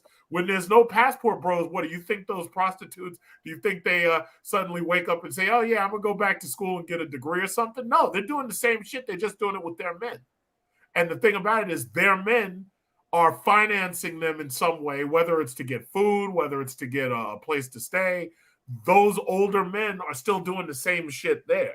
It's just that we can't do that because we have laws that make it so that we'd be prosecuted for it. So my thing, I'm against prostitution and I'm against underage exploitation. I'm totally against it. And I'll never take it. The Clue Channel said legalized prostitution will have an age limit. Yeah, but there'll still be people, just like what I just said, there'll still be people who aren't of age who see it as an easy way to make money, and they'll try to do their best to engage in it, even if it's off the books. It's like nobody. It's like. Let me ask you a question, Big Truck. Let me ask you a question. You said you're anti underage exploitation, prostitution, whatever. When you travel to the Philippines or whatever, do you ask these women for ID? The women how do you know they're of age? I'll tell you like this. The women who I've dealt with, I know they're of age specifically because they have jobs. And see, the thing about it is, especially like if you want to talk about the Philippines, in order to start working, you have to get government IDs, number one. In most of these other countries, they actually wear their ID right on like their sleeve, or they wear it on over their heart. They actually have an ID that you can clearly see, and the ID is very, very specific because they work under contract. When those girls, or when they're like 18 years old or whatever, and they start working, right? They work under contract, and they have seasonal contracts, just like we have seasonal workers here for like Christmas, Thanksgiving. They have a contract that may last like 1 year, 2 years or something. But I can tell you the women I've been with, they were obviously of age. One, because I was in college, they were in college. And the other one was because some of them had jobs. But I haven't even really dated that many of them because my relationships last a long time. I'm just saying it was obvious. It's like if I went up to like a 40-year-old woman, I don't have to ask her for ID. Or if I went up to a 30-year-old woman, I don't got to ask her for ID. It's obvious she's 30. It's obvious. You know, and I will say some of those Asian women, they look younger than they actually are. Even like that girl, Filipina P. She's like in her 30s. And she still looks like she's not a day over like freaking 19. But because of their physical size, they're not heavy, they're skinny, and this, that, and the other. But the people who I've dealt with, I know that they are of age. I absolutely know it. Like there's no mistake. I think Big Truck's first question is, are you a lady boy or not? Well, if she was a lady boy, then I would have found that out too, and I'm pretty sure I would have known that because yeah. I know. When you see the lady boy, like Well, I was in yeah, Thailand. the lady boys look like ladies. No, check this out. I was in Thailand, and me and my girlfriend, we were on a escalator. We were going to like KFC in like the middle of Bangkok, right? I saw a lady boy who this must have been like a 40-year-old guy, dress on and this, that, and other, had the whole deal, dressed a lot like what you're dressed like now. But when I looked around the mouth, I saw right away, wait a minute, that's a fucking guy. Like you look around their mouth, it was like the stubble, the evening shadow of fucking hair. It was like, no. And I looked at it, I took a good look, and I was like, wait a minute, and I tried not to be offensive or anything. Like I didn't say shit because you don't want to start no fight in Thailand because all of them will gang up on you. You know. So let me ask you that. Let me ask you this because I know you said earlier, and anybody can answer. But Big Truck specifically, I know you said earlier that the reason why there's a lot of tourism, not sex tourism, but tourism in general, men going overseas to find wives and girlfriends or whatever, what have you, is because things are getting worse. Yes. Whatever. I don't know if you meant specifically women, but what say you of men that date, engage, and marry here very successfully to women who are beautiful and subservient and submissive, that favorite word in the YouTube streets, submissive. What say you? Like, are you just pessimistic while men here are successfully dating and marrying and having children and sailing off into the sunset? Why do you feel like you can only get that overseas when so many men are doing it here? I'm happy to see the few people who do get married here have a great relationship and stay married and they have children and they have a family. Here's the problem though. Just about every time I turn around, somebody who I know who's recently gotten fucking married is getting divorced. One of my buddies from my car racing team, his chick, he said he caught her cheating on him and she's fucking some other dude. And he dropped her like a bad habit, got a quickie divorce, and now he's got some new chick. Then I have one of my sister's friends. She got married. She's getting divorced now. The richest of men in this country, you got Jeff Bezos, Elon Musk, all of them are getting divorced. And then, and for them, I mean, it's not a big deal to lose half their money. I'm sure it hurts, but it doesn't hurt them that much because they're worth like hundreds of billions of dollars. But the thing about it is, if you're a middle-class person, that shit hurts. And I'm not trying to lose half I got more than one house. I'm not trying to lose one of my houses. I'm not trying to lose half of my cars. I'm not trying to lose half of my shit, half of my money, half of everything I work for. I'm not trying to do that. Here's the issue, though. What it really comes down to is American men don't trust American women at all. Now, I know American women have good reason not to trust most of these men. I'll be totally fair. I understand that. But the reality is American men understand a lot of these foreign women, they're indoctrinated to be wives. They believe in the nuclear family, just like when you had the Catholic Italians, and they refuse to get divorced under any circumstances. But some of these women, they come from countries where they're indoctrinated to be married. They want to be wives. They're indoctrinated to be caring, submissive, this, that, and the other. And the men trust them, but they don't trust what's here. So when I say it's getting worse, I'm saying there's a trust issue. People are coming into relationships with bad faith. The men are complaining that the women are have dual mating strategies. Like, yeah, they're dating you, but they're saving themselves for Mr. Big. Just in case they meet Mr. Big, they're really saving themselves, the best of themselves for him. Or oh, here, this fucking picture. Or no, but see, that's the thing. There's no trust in it. The women don't trust the men. I actually agree with that. I actually agree with that. And you wonder why we go to another country and fall in love with so you're saying you stand a better chance of a forever with a foreign woman. Men want consistency. Men want consistency and reliability. They'll take that over just about everything else.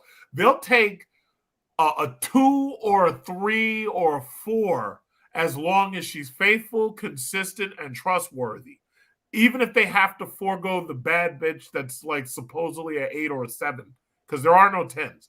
But even if they have to forego that, men want consistency and reliability. They're not anxious to see half of their fucking fortune disappear. I got a client right now. The dude was married. His wife, and he was a piece of work too, but his wife separated from him. Didn't want to get divorced because she knew if she got divorced, she was going to end up paying him. So she separated from him, did a spousal abandonment, abandoned him and their kids. And now, you know, he may have to buy her out of his house. So I'm trying to work with them. But when I see shit like that, somebody in the chat said Big Truck talks too much. Yeah, you could jump on the panel and you could tell me yourself because I got words for you. But what I'm saying, I'm very serious about this. So if you got a problem with me, you know, there's windows. Darnella Mingo, you're more than welcome to come. There's windows you can throw yourself out of. But anyway, no, all I'm saying is I'm very serious about this. Men, there's a serious trust issue right now. And the men are blaming the women for cheating as much as the women are blaming the men. And you know, like when anti-passport bros try to throw it in passport bros' faces. Oh yeah, well, when you go overseas, you're just gonna meet a single mom, or she's gonna be dating some other dude over there and just using you for money. Well, let me so bad. All I'm just saying is things got so bad here that men are actually willing to roll the roulette wheel and take a chance on that instead. Okay. So that's how bad it is. Let's pass the mic. Thank you, Donovan, for the super chat. Help out Donovan with the super chats. Yeah, cheap bastards. 55 of you watching. I better have 55 likes. Donovan says, I don't think no other country has more lady boys than here in the U.S. I would think Thailand and Bangkok has more lady boys than the U.S. I don't know about that, Donovan. Unless he was just trying to be funny. Gentlemen, do you basically agree with what Big Truck said, why some men are opting for overseas? Like there's so many men that just do it and do it well here. What do you think about guys that have to, where I make fun, I say flee the country for new pussy? Like, do you think there's something wrong with them? Why aren't they successfully dating here? Do you basically agree with what Big Truck said? Is trust issues? Is it divorce rate they don't want to deal with? They're not marrying the women over there. So what's the point of? Yes, they are. Really? For what? You probably don't follow my community chats, but I have friends who got married overseas and brought their women either back or stayed over there. There's plenty of channels where there are dudes living in those countries who are married, specifically the Philippines and Thailand. So no, when you say they don't marry these women, that's not true at all. You know what? That's not true. I'll give you that, but you're the stats guy. So what's the percentage on that? There's no percentage at all. There is no percentage. Nobody knows what anybody's doing unless they take polls. There is no percentage. So then, either you are correct or I am correct, right? I'll say you're wrong and I'm correct. Okay, so we both disagree. So we agree to disagree now. No. I agree that you're wrong and I'm right. But you're working in a bubble, though. Those are the people that you follow. There's more than enough evidence to prove it. Big Trump. Don said 73,000 men are marrying overseas a year in the U.S. What's the population of the U.S. though? About 340 million. About three. So Between 0%. 0% of these men. Out of 340 Zero. Yeah, but no, but 0%. see, that doesn't. No. But see, that's the reason why I don't mess with stats. That doesn't tell the whole story. The reality is, the vast majority of American men are unmarried, and more men are choosing not to marry at all. So the issue is when they throw that stat up, they say 51% of black men are single, childless, and unmarried. And then you look at white men and you see how their population has fallen behind in the last census. Nah, the issue is no. You can't just look at the stats because that doesn't tell the whole story. It just doesn't tell the whole story. So no Saint, Brother Ish, Tristan, I know how you feel. What do you think about the excuse? I'm just saying the word, I'm using the word excuse for lack of a better one, or whatever anybody's comfortable with. What do you think about men that have to leave because here there's no trust, according to Big Truck, the divorce rate, blah, blah, blah. Do you think it's capped? Do you think it's bullshit? Do you think that you can find a woman here if you're hecho y derecho and be successful and be married and be happy and go through ups and downs? Because you're going to go through ups and downs. Even though men like consistency, human beings are human beings. So you're going to go through ups and downs, whether you marry a Filipino foreigner, whether you marry an American woman. What do you think about that? Men that to find wives. I believe that in truth, yes, you can find a quality woman in the United States if you make the effort, but you attract what you seek. So if you improve yourself and make yourself a more quality individual, you have a better pick of the litter. So, if you don't, and you're not in that circumstance or condition, you're obviously going to say, okay, well, let me go to a smaller pond with the less quality fish, and I'll start swimming in that pond. Because then, like they say, in the land of the blind, the one-eyed man is king. Now you're, now you're king in this environment because you're greater, but you're not really greater because you're not in the same competitive pool that you were in. And now that you're outside of this competitive pool, of course, it's like, yeah, of course, in a country where the median economic level is way below our poverty line, you step out there with your middle class or even just lower middle class income, you're walking in there like Donald Trump. So that's not saying anything. That's just saying that you went from dealing with high grade to low grade, and there you go. And of course a woman's going to be submissive because by nature a woman is looking for a dominant male. So if you're in that environment, you look dominant. So I think that it's a poor representation of the quality of males and men that are in this country at this point in time. So someone said in the chat, what's wrong with easy? Somebody said, what's wrong with easy money? So I think that the men that do travel for wives, whatever, whether it's for sex or for wives, I do think they just want it easy. They don't want to compete with other men, for one. And they don't want to, go through the rigmarole of getting to know a woman, getting to, learn, because those women in those countries, they're going to put aside their wants and needs and desires before a woman in America will, because they need that American man, right? And they need him desperately. So I think it is easier for men to do it out of the country. Overseas, of course, because those women are like, I may not like what this guy looks like, I may not like what he smells like, but he's an American. And I'm not going to starve here. And my sisters did it, my mother did it, and my aunties are doing it. So I'm not going to fucking sit here and starve. It's just the way of the land. No, Saint, what do you think? I know you're married. I think there's a little truth in what everybody's saying, actually. And I also think, I'll take myself, for example. Ever since I can remember, I liked meeting people from other cultures and other countries ever since I was a kid. So I wasn't originally, it wasn't like I was saying, well, one day I'm going to grow up and I'm going to meet someone from another country and marry them. But I was always open to that, exploring the world. So for me, And there was that. So I think there's some of that. There's some of the exotic. You're meeting someone. Now for the women, what Big Truck said. I mean, what you're saying is a lot true. I mean, like for instance, I know in certain countries, I know Italy's one of them. I know South America, there's a ton of them. Asia, where they are expected. I mean, they compete for men in that country, and they do a lot of, their traditional leave it to Beaver duties, wife duties. I mean, that's what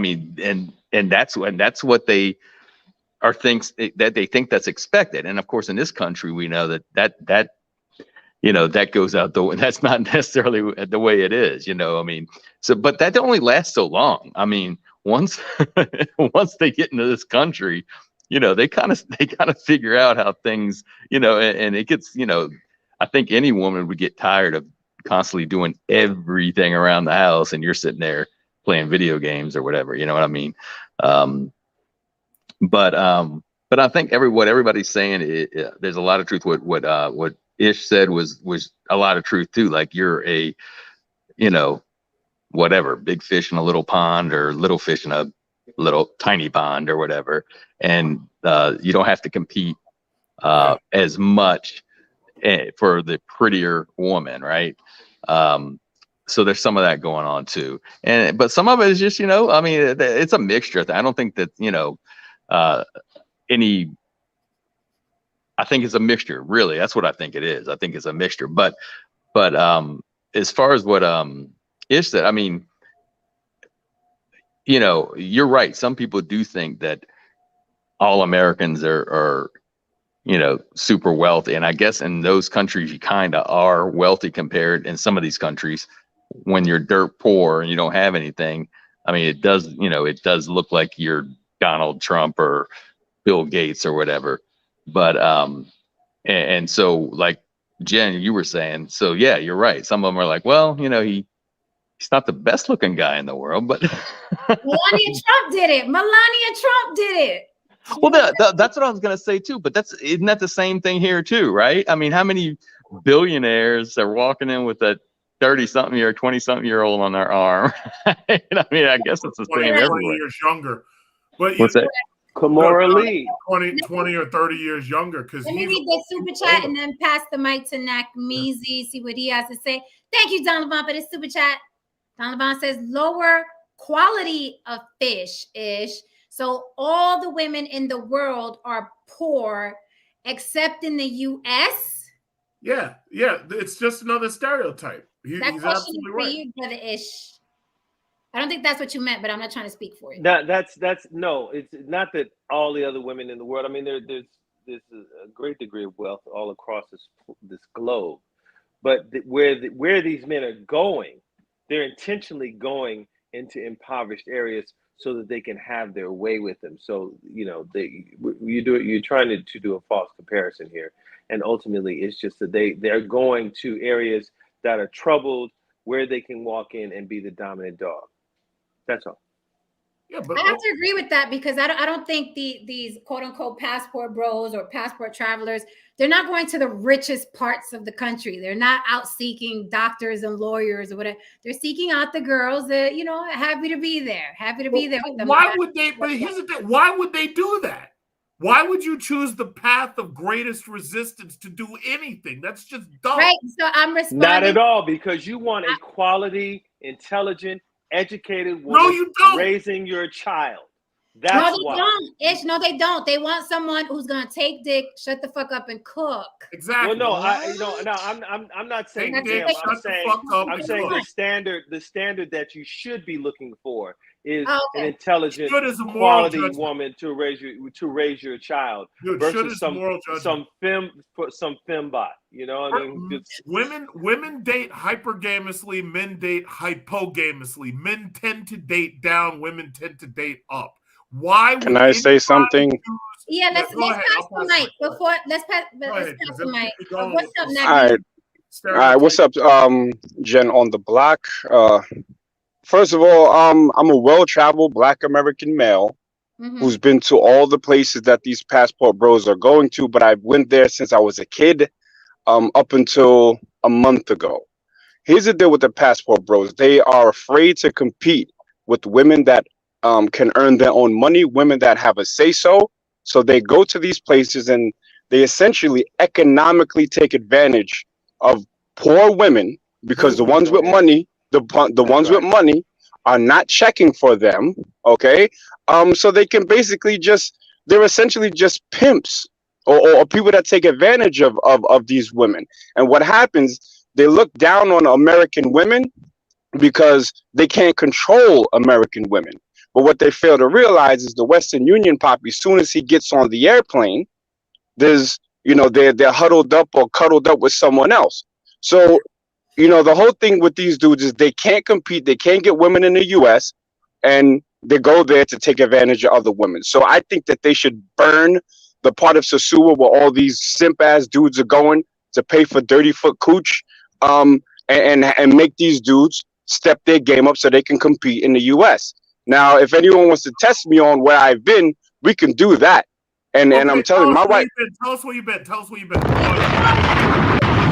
us where you've been. Tell us where you've been. Okay, well, currently, I'm in Europe, getting lots of money. I'm from Brooklyn, New York. I lived in Puerto Rico. I lived in St. Thomas. I've been to Thailand since right after the Gulf, or whenever we invaded that shit after 2001. I was there 2 months ago. So I know, and I see there's an influx of, especially. Keep going with your list. Hold on, keep going with your list. That's not enough places. Keep going. No, wait. Name a place. I've been almost on every continent, bro. I'm talking about living, though. I'm talking about living. I'm talking about living, bro. Hold on, living, and I speak 5 languages, which is probably 3 more than you. So I'm not the one to test with that. Wait, what language? No, you didn't. No, I speak like another game dude with that same game dude bullshit that they. No, it's not game. It's not game. YouTube, all of these fucking moments. Why are you angry? Why are you angry, bro? Why are you angry? Every time you guys get on one of these fucking channels, nobody can ever challenge you. Now I'm here. No, okay, exactly. So let's get it. What language do you want to have the conversation in, bro? Fuck what you speak. I speak Braille, motherfucker. I want to know. Yeah, let's get it.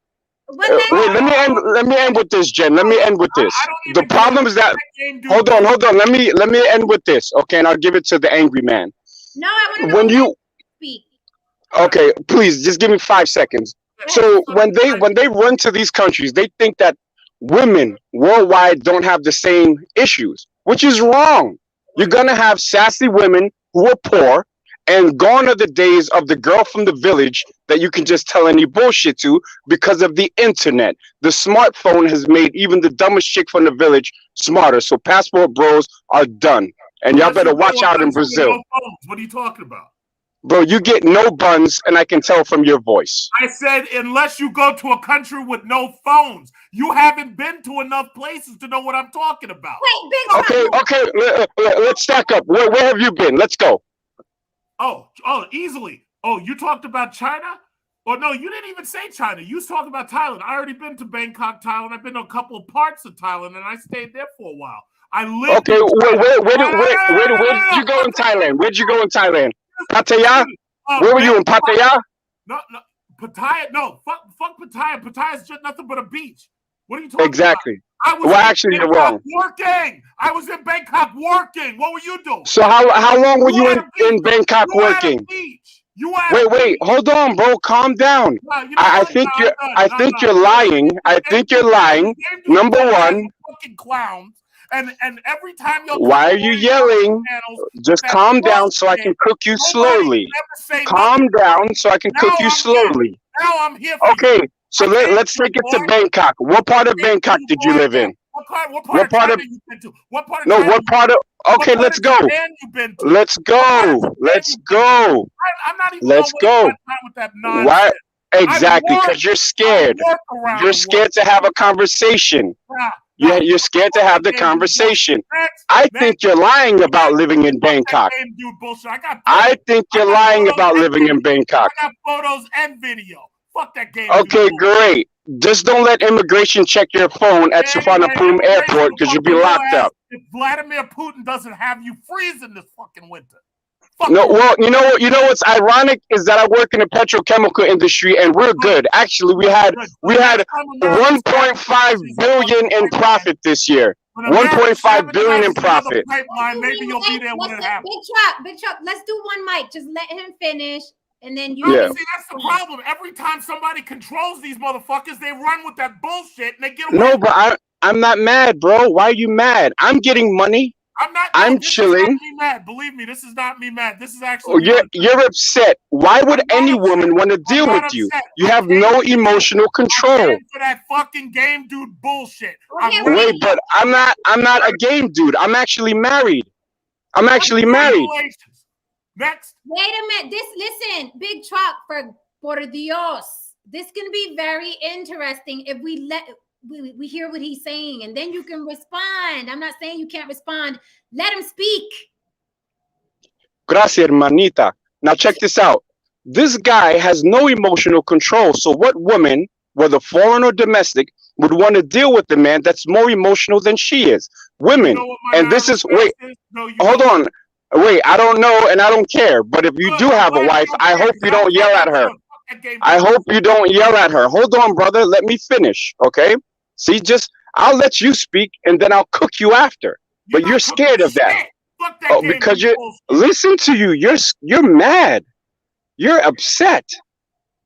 Calm down. I can teach you how to deal with women, bro. I can teach you. I don't want to hear a motherfucking thing from you. You sound like Newports and quarter waters, my friend. And take that bullshit right back where you got it. Make another. Okay. Right. You're a passport. Are you a passport, bro? Are you a passport, bro? Don't even worry about it. Next. You said your marital status. I'm asking if you're a passport, bro. Don't even worry about it. Here's my advice to the passport bros. Here's my advice to the passport bros. I'm not talking to you, Big Truck. TikTok, no, actually, I'll manage another project, which is what I'm doing now. Another TikTok. Yeah, okay, great. But now let me speak to the passport bros. Y'all better watch because there is going to be a backlash from the local populations in these countries that are going to be tired of you taking advantage of their women. And this is a fact. Passport bros are coming back in boxes now. Whether they're Pan-African passport bros going to Kenya and Ghana to smash chicks out there, whether they're going to Brazil, whether they're going to DR, you're going to start getting sent back. So treat these women with respect and don't use them just for me because you got no game to compete in America. I can agree with that. Damn. Yeah, of course you can. You're my son. And I love you, boy. I'm no fucking son. Go make another TikTok with that bullshit. Te amo, hijo. Mi hijo, te amo, te amo. Hoy te voy a enseñar hoy. Yeah. Oh, and I used to live in Puerto Rico too, so you can't take me there. You fucking Spanish. So, what languages do you speak? People in the chat. I speak English, Spanish, conversational Thai, Dutch, and a language called Papiamento. Oh, okay. And where's Papiamento That's what from? It's from Curacao, Bonaire, and Aruba. And if you speak Spanish, you can understand it, but it's a mixture of Spanish, Portuguese, and Dutch. And I'm just curious, why have you been traveling since you were little? Well, my mom, actually, first time I left the U.S. was in '81, and I'm 49, right? So my mom, you know, she traveled because of work, and we went everywhere, and that's where I got the travel bug. So it wasn't a passport, bro. It was just really, and I tell every American this: experience the rock star that the American at least was worldwide. Now, not so much, but you have to get out there and get off the block. No shots intended. So someone in the chat asked why should passport bros watch out in Brazil specifically? Well, they don't watch the news. Yeah, you end up in a favela and get sent back in a box. Exactly. Thank you. No, taking notes. They got bulletproof cars in Brazil. That place is a war zone. But I was going to say things may have changed, like he said in the last, because one thing I was going to mention, I've been out of the military a while now, but I remember, and Big Truck, you might experience this. I don't know that the military, the black military men were like rock stars They still are. overseas. They still are. I mean, they were like rock stars. Like, oh, I can't compare. Oh God, we're going with Jerry here or whatever. I can't compete. They still are for the most part. They really are. Hey, before I go and get some money, I'd like to ask Big Truck, where did he work in Bangkok? Because I think you're lying. Let's go get some money. You're lying. No. The area I worked in Bangkok was Soy Saladong. I don't know if you know anything about. No, a soy is an alley. What neighborhood? No, well, yeah, it is an alley. Saladong. That's where it was. Soy Saladong. Okay, well, now that's an alley. That's like me saying, if someone says, "Where did you live in New York?" and I said, "Oh yeah, so and so alley." It doesn't make sense. What part of Bangkok did you live in? Hold on. Because you're lying. Because you're lying. You know what? You can go to sleep now because I could just. No, I'm gonna stay up and cook you. You're a liar. Mentiroso. You've never lived in Thailand, bro. Same nonsense. Go back to your wife. Go to sleep. Now you're yelling. Because you're lying. You didn't know that this is my. Because you're lying. You're a liar. I'm fucking speaking right. You called a soy. You called out a soy to say that's the neighborhood. A soy is literally an alley. What neighborhood did you live in? That's where the place was. If you want the exact. Okay, let me ask you this: Did you take the BTS? Did you take the BTS SkyTrain or the Metro? Which one? You want to, yo, dude? I got videotape, motherfucker. Wait. How far from Sukhumvit Road were you? I actually remember Sukhumvit Road. I wasn't far away from it. Putai Daimai? Putai? You know what? You can go to sleep, man. Yeah, exactly. You're a fucking liar, my friend. Go with your fucking wife and go to sleep. Go get somebody. Bye. No, I'd rather have a threesome with your wife if she's not too heavy. The only threesome you can have is with my Desert Eagle. Go to sleep. Yeah, great. Nakmeezy, I did want to ask you, what do you think about the U.S. Embassy warning dark-skinned Americans in Dominican Republic? Ooh, very, very good question. Actually, I shared that to a Dominican buddy of mine who also streams. I won't call him out here, but he's a fighter. Look, I asked the guy, Passport Man. He's not really a bro. He's like a Passport OG. Is the Dominican Republic anti-black or anti-Haitian? He said that it's anti-Haitian due to history. I agree. And let me tell you something. Everyone knows the difference between a Black American. Most people know, especially worldwide, and like someone from the Caribbean. While you do have some people that LARP as Black Americans, a Dominican knows a Haitian from a Black American. So I don't think that we should really be worrying. I phenotypically don't even look like a Haitian, right? They tend to have more African features, so to speak, unless you're talking about the mulattoes. You're Haitian? Right. No, I'm Black American. Okay. Now, I don't think we need to worry about that, but I think the Dominican Republic, if you know Dominicans from New York City, you know they'll come back with stories of how wild it can be out there. You know what I'm saying? Wherever you go in the world, just be safe. But I don't, unless you look like fucking Wyclef, I don't think that they're going to really confuse you for being a Haitian. So you think that they're anti-Haitian, not anti-black? Right, because there's some black-ass Dominicans, right? And, all they got to say is they can hear you speak, and yeah, there is a level of phenotypics to it. I have a buddy here that I work with. He's Dominican.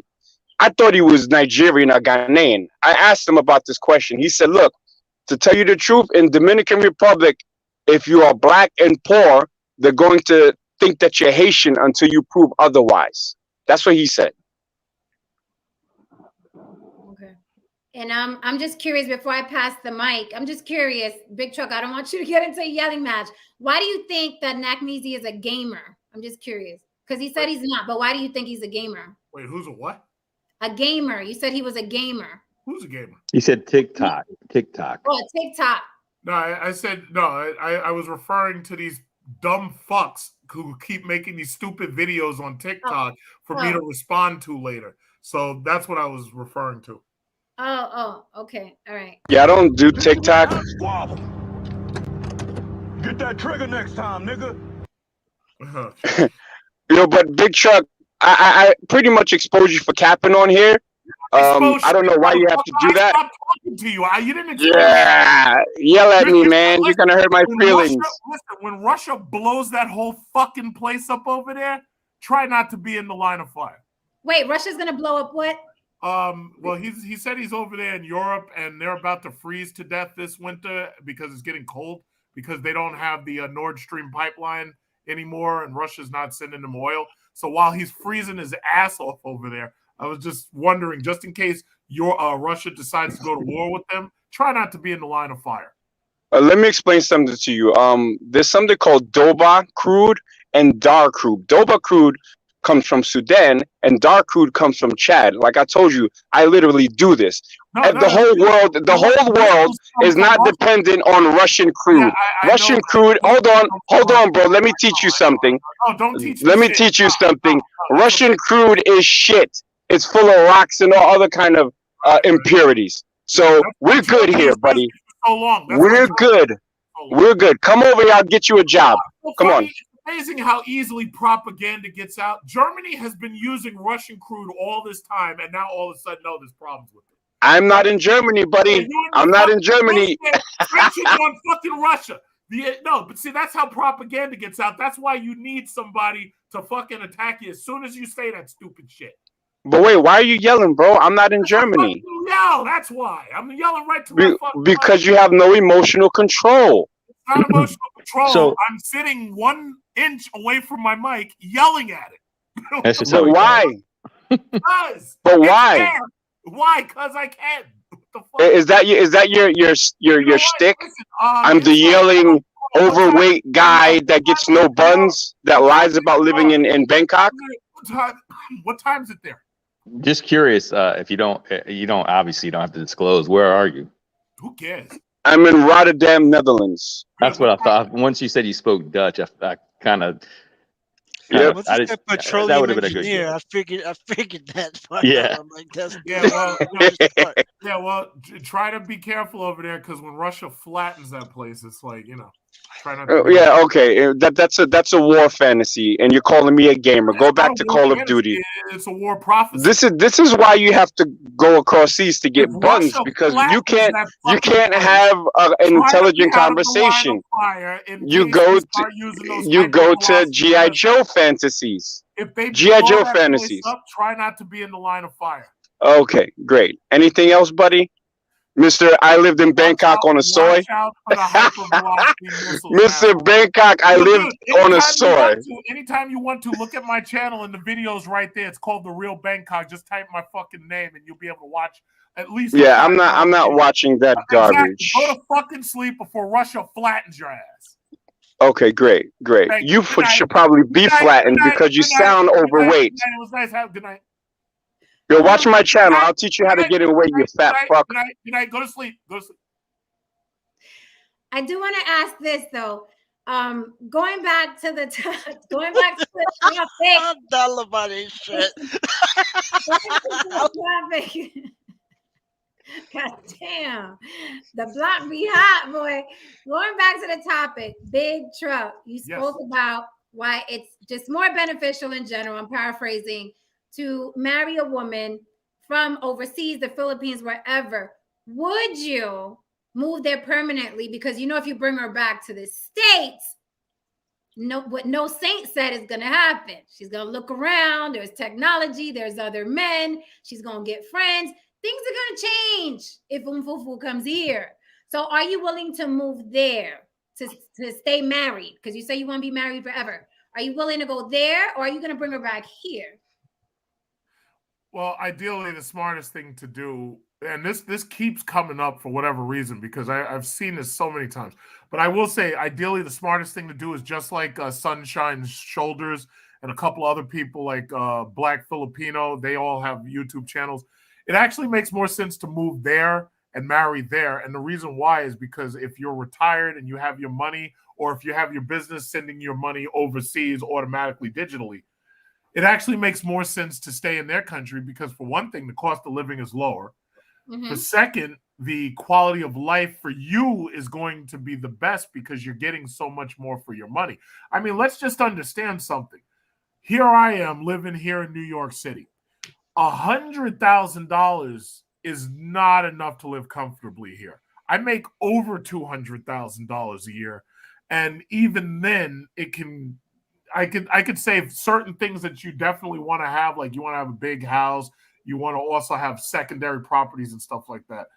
I would say I would spend a fraction of the money if I moved over to, say, Thailand, or if I moved back to Quezon City. And just for the record, when I say I worked in these countries, I had to do training. So when but by the way, I'm not even going to bother justifying it. But anyway, you're triggered. Keep responding to me. I live in your head now. I'm not responding to you. I was waiting for you to go to sleep. So anyway, all I'm saying is it actually makes more sense to stay in her country because it's so much cheaper to live there. For example, the condo I had in Quezon City, $500 a month, 6 pools. You can look it up. It's called the Grass Residence. It's in Quezon City. Beautiful place, 6 pools, gymnasium, Trinoma Mall right next to it. When I was in Soy Saladang in Thailand, the place that I was renting, $500.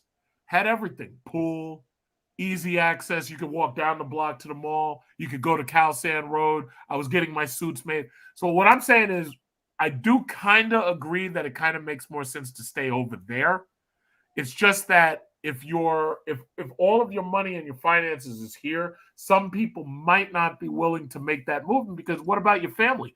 My family's here. But what about you? But what you say you go overseas looking for a wife, but what about you specifically? So then that means you have to move. You have to. Well, in my case, I already found one. But the thing about it is, as far as me moving permanently over there, it's I have too much family, and that's the one thing I have to say that would keep me here and not. But she's got family. Yeah, she's got family, but you got to understand, it's a little bit different when you're dealing with women like that. Their family thinks that they're going to move with you, y'all are going to be married, and that she's going to be working and she's going to be sending money back to them. And that's kind of like their retirement plan. And they really say that, like they have multiple kids to use as a retirement plan. And some Filipinas have channels on YouTube where they even talk about that, like how much support should I give my family? How much support should the husband give the family? And when they get tired of supporting the family, some of them have channels like that. So you're not moving. You're not.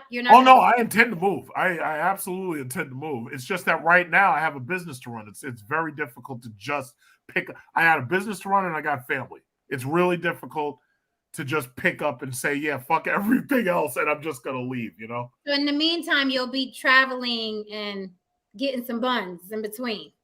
Well, no, the majority of the traveling I'm doing right now, like for instance, I'm about to go to Bora Bora. That, to believe it or not, that's just to see Bora Bora. Just like when I came from Maldives earlier this year, that was just to see Maldives. There were no sexy women there. That was an Islamic Muslim country and women had burqas on. I did not go there looking for ass. I took my chick with me. We went on that plane. It was fun. It was just to travel. See, why does traveling automatically have to mean sex tourism? Jen, can I respond to this, please, respectfully?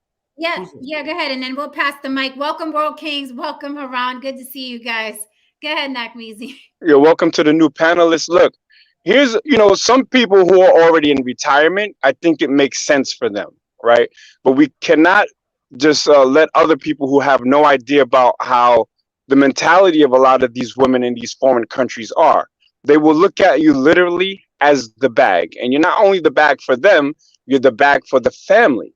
So their families will literally send them to target foreigners, or not target like that. It sounds a little ominous, but to look for a foreigner so that they can essentially help support the family.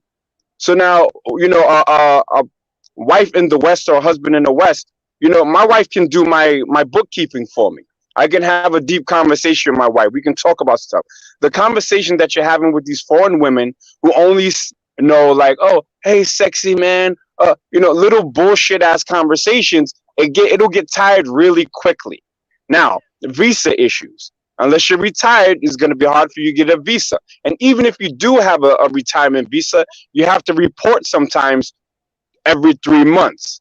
Now, do you want to be going to immigration every 3 months? You'll never be able to own land or a house in these countries. So a lot of people are buying houses, right, and putting in their wife's name. The wife finds a reason to get into an argument, kick you out. Now they've got it, and then they move the Filipino or their Thai husband in. Make no mistake, these women love the men from their country. They find them phenotypically attractive. They share cultural interests. And some big fat foreigner that's just a monger going over there is only the bag. And I rest. Yeah, let me chime in just a little before, and I know you want to pass the mic, but I mean he's got a lot of good points, but I will say there are a lot of destinations, say like Costa Rica, I think, and maybe even Honduras, that you can get your citizenship pretty fast and Costa Rica in general, you can own your house, you can own house property there. But I think the majority of what he's saying is true. And he's right, spot on about conversation. That's very important in any relationship, because it does, like he's saying, if you just meet a girl and, she, oh, Poppy, and that's all she says. And then eventually that's, not going to really cut it. But, my wife knew English, so I didn't have that problem. But, Jen, on this topic that you just mentioned, here's the thing. How many of the actual channels on YouTube do the people who make the anti-passport bro videos?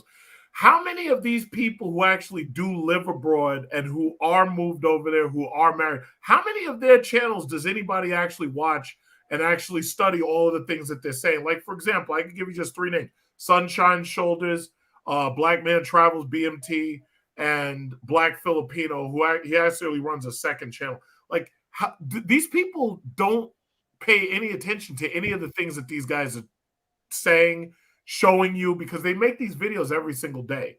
But they're not paying any attention to that. What they're doing is they're using the same old tired, played out, dried up stereotypes, and they're just making insults because they're angry that now that these men are leaving and taking these resources with them.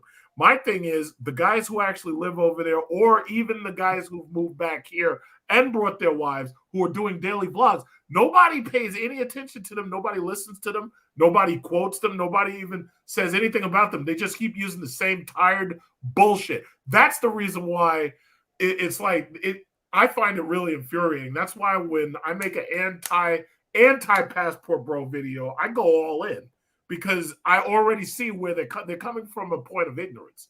Now, as far as moving to another country, I know I wouldn't be trying to buy land, and I'm damn sure not investing in anything.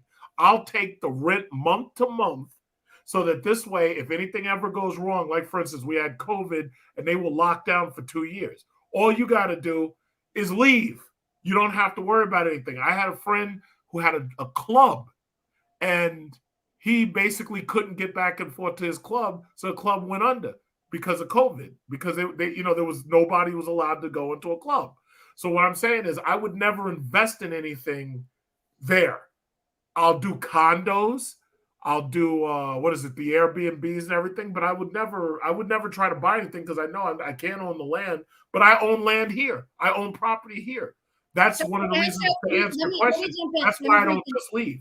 Let me jump in. So to answer your question before I pass the mic, there's truth to every stereotype, whether we like it or not, right? There's truth to every stereotype. And the problem is, because I've seen those channels you're talking about, like it'll be a Black man with a Colombian woman, and they're showing, look how happy we are. Yes. But those channels are rare. The majority of the channels are guys who are describing trysts and sex tourism in a very disgusting manner. They're posting pictures of these women, videos with their faces blurred. They're interviewing these prostitutes. They're using them as content. That's the majority of the videos. The Black guy with the Colombian woman who's subservient and he fell in love with, those channels are rare. And I think that's why the focus is on the filth, because there's more of the filth than there is the guy who's romantic with the Colombian lady that happened to fall in love with him. Like, it's really dirty out here on the YouTube streets, and these guys exhibit it all the time. These quote unquote passport bros, that is what they brag about. The way they talk about the women, they walk around and film them, and they're all in their ass and talking about how much they paid for this and that, and they're sharing stories. I mean, come on, Big Truck, let's keep it 100. No. Listen, I hear what you're saying, but you got to remember, those same guys are pieces of shit here. Even if they weren't traveling, they'd be doing the same exact things here. Even if they weren't traveling, they would literally do the same things here. Not everybody's a great person. Some of these people are pieces of shit. Yeah, no, but they wouldn't be using it as content the way they can exploit those women, right? Those women don't know any better, so they think, right? They don't know those guys are filming them and sharing it with 5,000 of their raggedy ass subscribers on YouTube. That's the difference. And I think that's why they do exploit and they take advantage of those women, especially the women that don't even speak English. But you're all, Big Truck, you've told some nasty stories up here that you could have seen. What was the nastiest story I told? I don't remember that shit. About the Filipino chicks who was keeping your balls empty over and over again. Oh, yes, and then the stomach full and balls empty. There you go. Yes.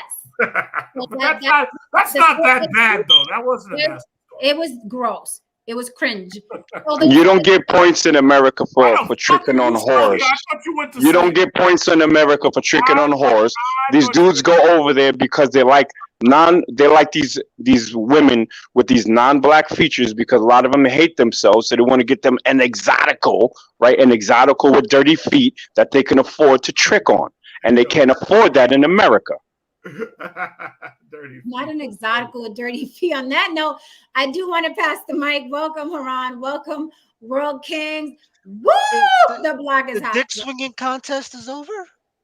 And that's a good point he made. Can I read that super chat? He says, Don Levine says, most of the real passport bros aren't online and YouTube. They're busy living abroad, or they're living their best life. He's absolutely right. Yeah, but how do you define the real? Because you got a passport, they're traveling. I mean, but the point is, the dudes aren't on YouTube. So the problem is YouTube incentivizes having the content strategy. A lot of these dudes don't YouTube. A lot of these dudes don't do none of that. So if they don't do it, you wouldn't know what they're doing over there. You just know that they have moved, or they are married, or they have brought women back here, and they just live a very, very quiet life. You don't watch 90 Day Fiance, do you? A lot of these people, they get married, you never hear from them again. Well, it's like, it's tomato. It's like this comment is the same thing as saying not all the manosphere guys are bad, but they're all part of the same demographic. But of course, the guys that feel better than the lower level guys, the lower tier guys that are doing it, are going to defend themselves. That's all it is. How do you feel about 90 Day Fiance? Because I would say 90 Day Fiance is more of a drive for passport bros than YouTube is. Because at 90 Day Fiance is broadcast, more people see it. Yeah, but I would say that a lot of people watch YouTube. I don't think it's the same people. I don't think 90 Day Fiance. I don't think a lot of these ratchet passport bros are watching 90 Day Fiance and vice versa. Like, I actually really think they are. These guys are stuck on YouTube and they idolize these people who have these channels. We saw it happen with Kevin, right? They idolize these guys. They're living vicariously through people. No matter how ratchet or corny they are, they live vicariously through these people. So if there's an idiot online talking about, look at this girl, and I could touch her ass and her titties and she don't mind, right? That one, gave me head for $20. Jen, do you remember these guys? Do you remember 90 Day Fiance? There was a couple, it was a white guy named Colt, and it was a Brazilian woman. I can't remember her name, but she was like really outrageous, right? Mm-hmm. And once TLC saw that their ratings went up, 90 Day Fiance became like 6 shows, and they were running this shit all day. I forget what her name was, Lucinda or something like that, but she was from Brazil. Do you watch it? What?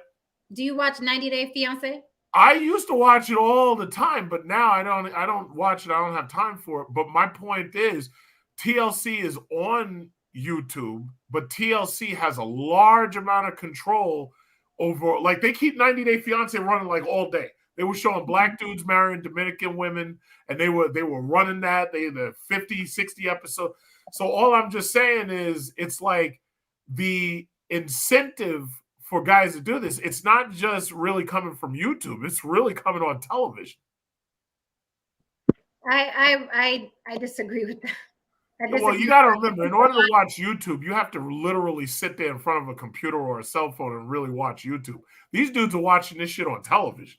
Yeah, no, but I see like, thousands of dudes in the chats when these guys are talking about these stories. They have a lot of people viewing the content, and they're living vicariously through these guys, and they're being motivated to travel and do what they're doing. You gotta understand, it's easy peasy. You're letting a guy know that he can get the time of his life with $40. He's jumping that flight. I agree. I want to pass the mic to Haran or World Kings, who's ever ready to jump in. Nakmeezy, we lost Nakmeezy. He camped down. But Haran or World Kings, welcome, gentlemen. Wow, it's wow. Last 40 minutes been interesting. Jesus Christ. Officially Thanksgiving, folks. Motherfuckers is cooking early. Right. Damn. Keep it above the belt, fellas. It was just getting a little wild out here. Damn. Anyway, I have nothing to contribute at this point in time. I'm just really sitting back and watching. Wait, you were watching the last 40 minutes? Yeah, I was just sitting there. I mean, I came to the channel, and then I came right in the middle of that guy just going at Trump, and it was just like, oh shit, what the hell happened? And then I was like, let me stick my head in. I haven't seen a dick measuring contest like that in a long time, bro. You call that a dick measuring contest? Listen, that's what it was. Everybody's better than that. We can do better than that. We can break out the rulers. Oh, you know what I'm saying? World Kings, how are you, sir?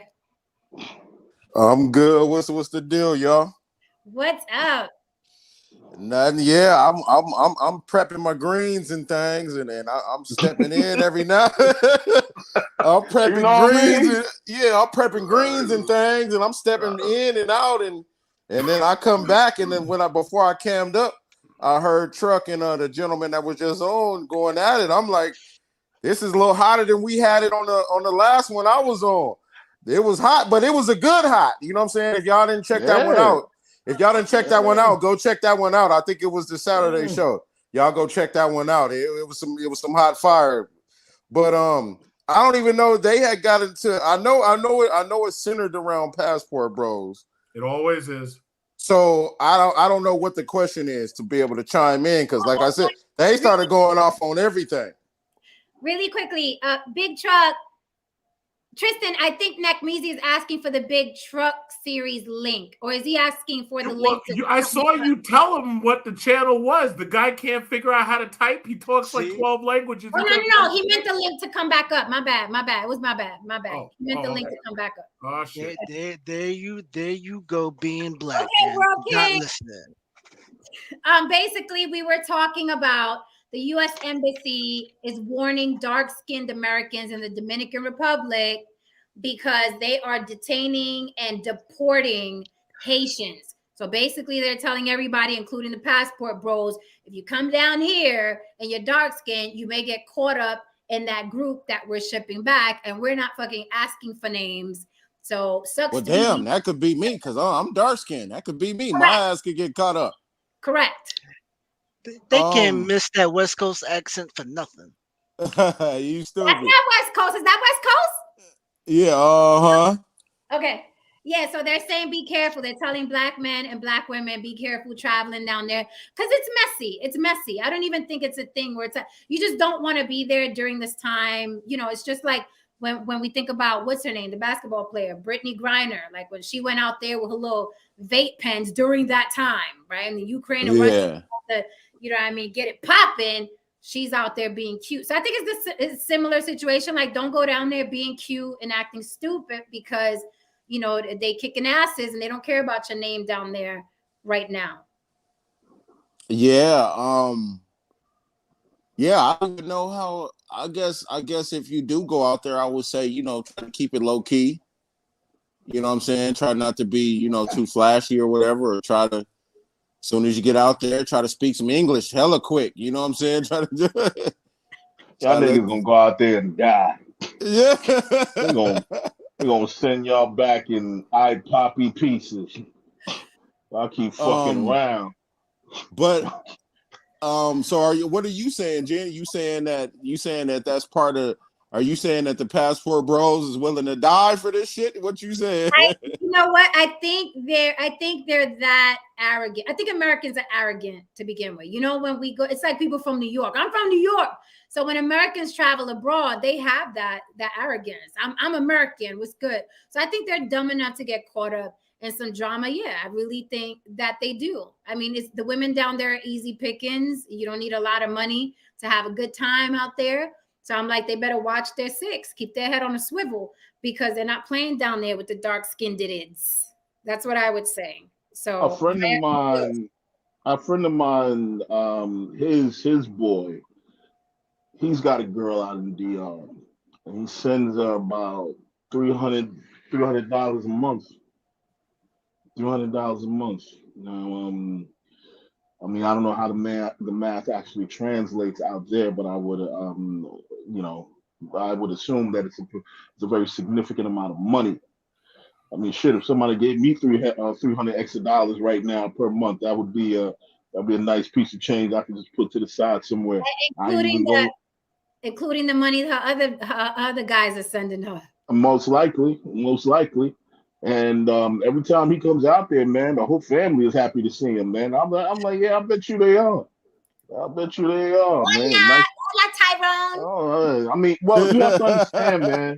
Look, you have to understand. You know, when it comes to money and power, you know, I mean, most of the time, people who are disenfranchised and people who are on the fringes of society, a lot of times they see you as an opportunity and they just either scam you or they just bend over. They just ready to, you know, use you as an opportunity and incentivize. Well, I say this as far as the passport bros go and all that. I don't think it's nothing wrong with you know, traveling, and if you happen to go out there and crack a little something, and you know, I don't think it's any different than, well, it is kind of different. But I just think if you're generally just traveling and go have fun, and you happen to, and you're single or whatever, and you happen to meet some ladies and y'all do what grown-ups do, and you have your good time and you don't disrespect nobody's area, I think it's all good. I think it's no different than when people used to go to the Freaknik back in the day, and when you used to go to people go to Miami, or when they go to Vegas or anywhere else. You know what I'm saying? To just have a good time and all that. No, I don't know too much about. I know about the passport bros, but I'm not too knowledgeable about people going out there and getting wives and stuff like that. I'm not too deep into that, so I can't really speak on that. But like I would say, I don't see nothing wrong with people traveling, and if you got the means to go out there and have a good time, I don't see it any different from going to New Orleans or whatever, and it's the same to me. Okay, it's just a little different, and I want to pass the mic and big welcome to Gwendolyn Crutcher. I want to say this: it's a little different because the quote unquote passport bros, and I know that there's good and evil and everything, but the guys are going out there specifically, right, to take advantage of women that are in these countries and are desperate for American money. So it's a little different than Freaknik and coming to Vegas and getting drunk, getting your knob sobbed and having a great old time. There's like a desperation factor. There's I need this money to eat. I need this money to save my auntie and my grandma and everybody back at the house. There's a good documentary on YouTube of the Dominican Republic specifically. And when you watch what these girls go through, day in and day out, the whip and the men that they have to be with, and the way the whole family sees them off in the morning, like if they're going to work, like they're going to an office job, really horrible, right? And then these girls go off to the beach and look at the tourists and see who's coming, so they can, sell themselves It's a little different than having a good time in Vegas or New Orleans or Miami. It's a little different. With that said, I do want to pass the mic. Welcome, Gwendolyn Crutcher. What say you, lady? Well, I want to comment on when they was talking about earlier about the Catholic.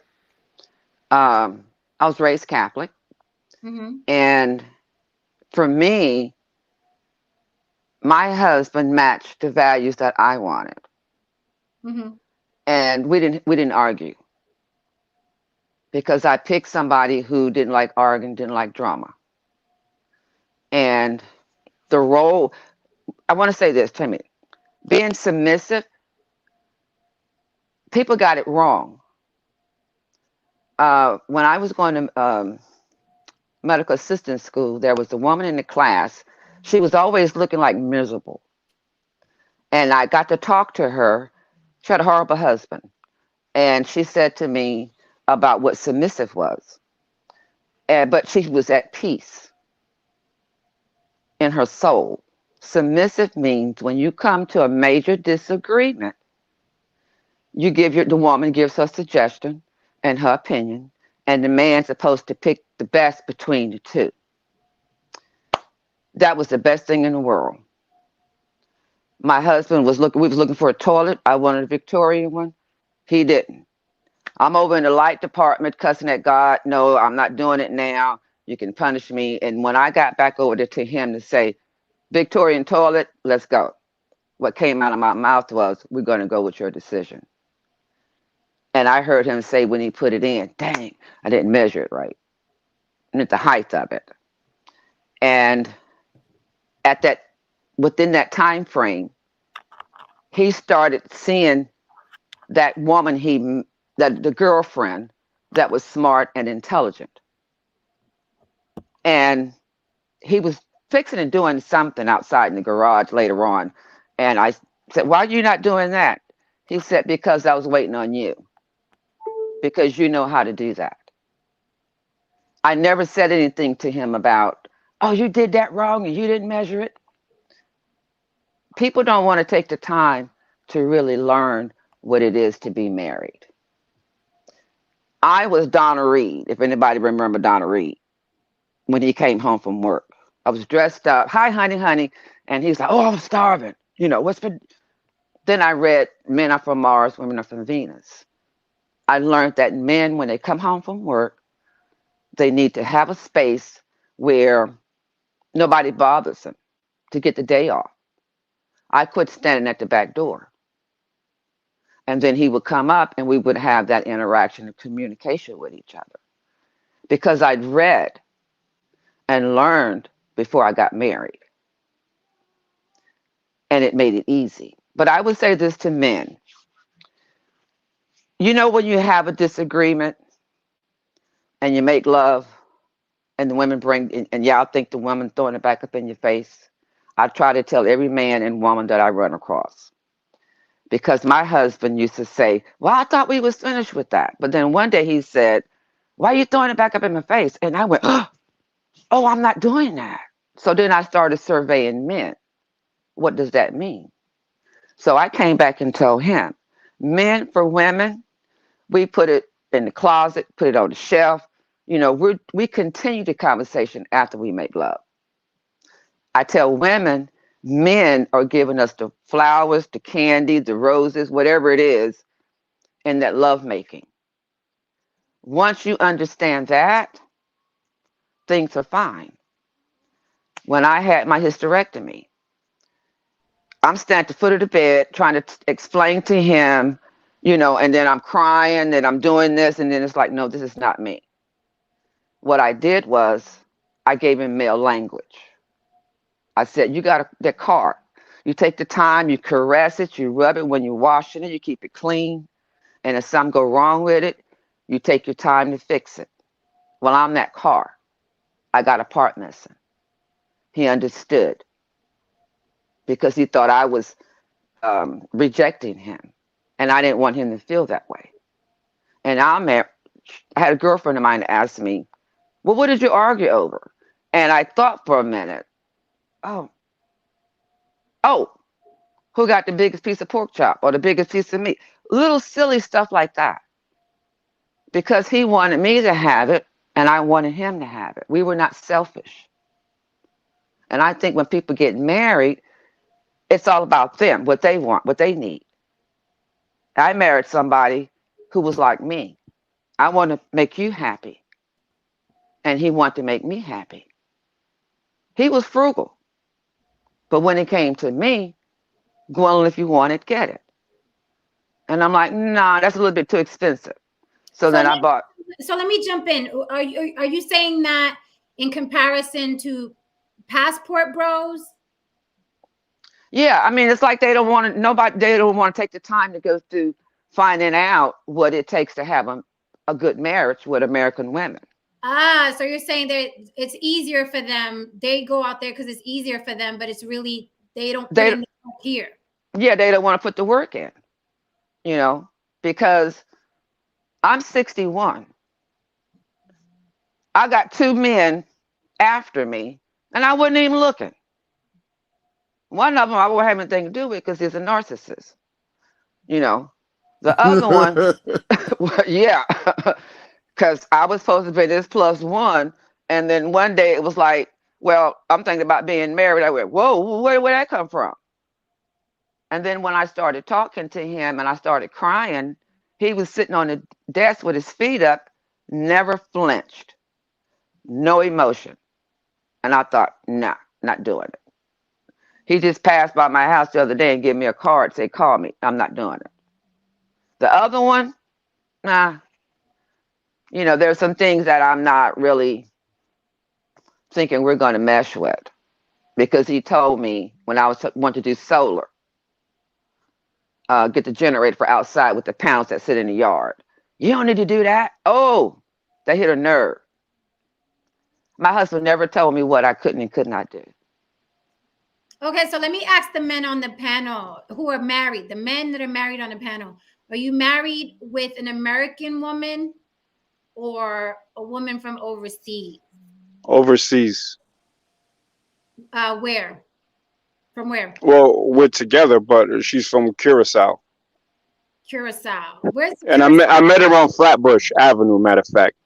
So I didn't go to Curacao looking for some Oh, that's what I was woman. gonna say. I was gonna say, Right, what Nah. you going on over? I was thinking, Yeah. you going over there and get it? Yeah. Nah, I was on Flatbush and Rogers. Flatbush and Rogers.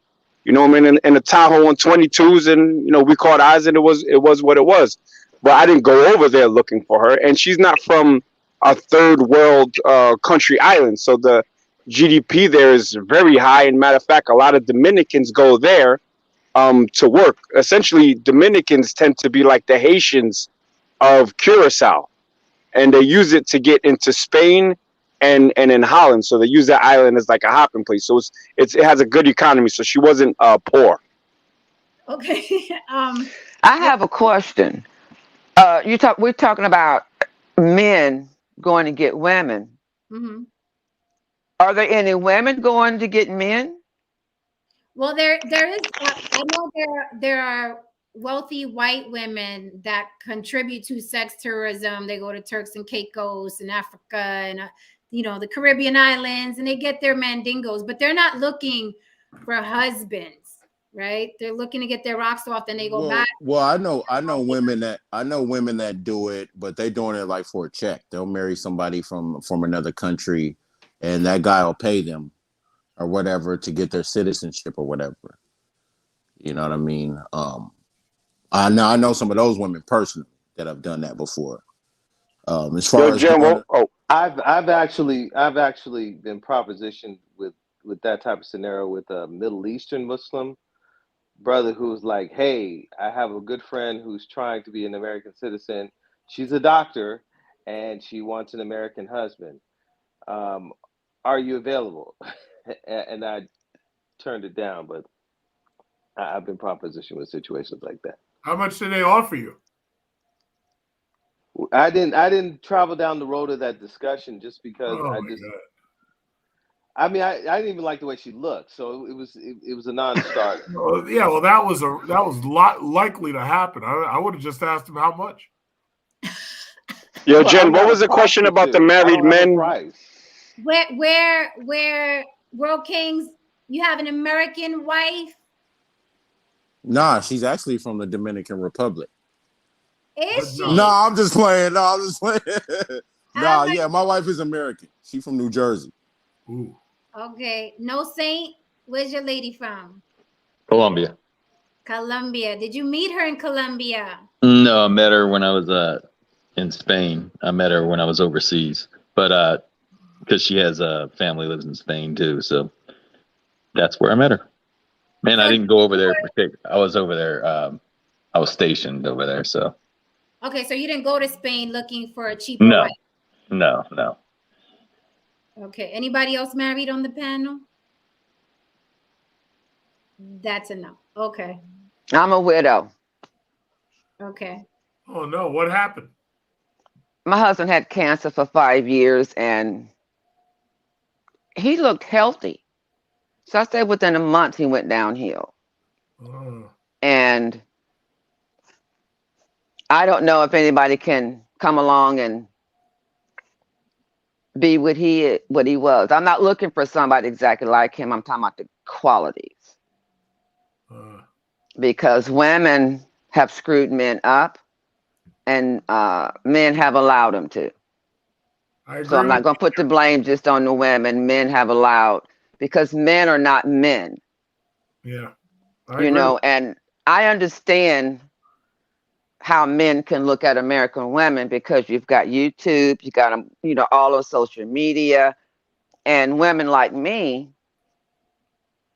and you, the host, we're kind of like lost in that haystack.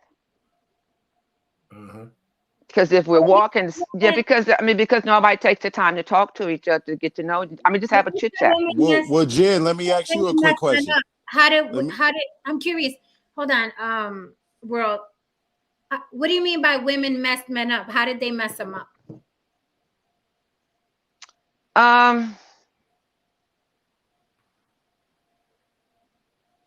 You know how well they're not gentlemen. They're not what? They're not gentlemen. You know, they allow them to call them out their name. Then you've got women who are taking care of men. You know, and then me and my girlfriend, I told her this. And when I run across a woman who's got kids or grandkids, son, raise your son to be the husband you want.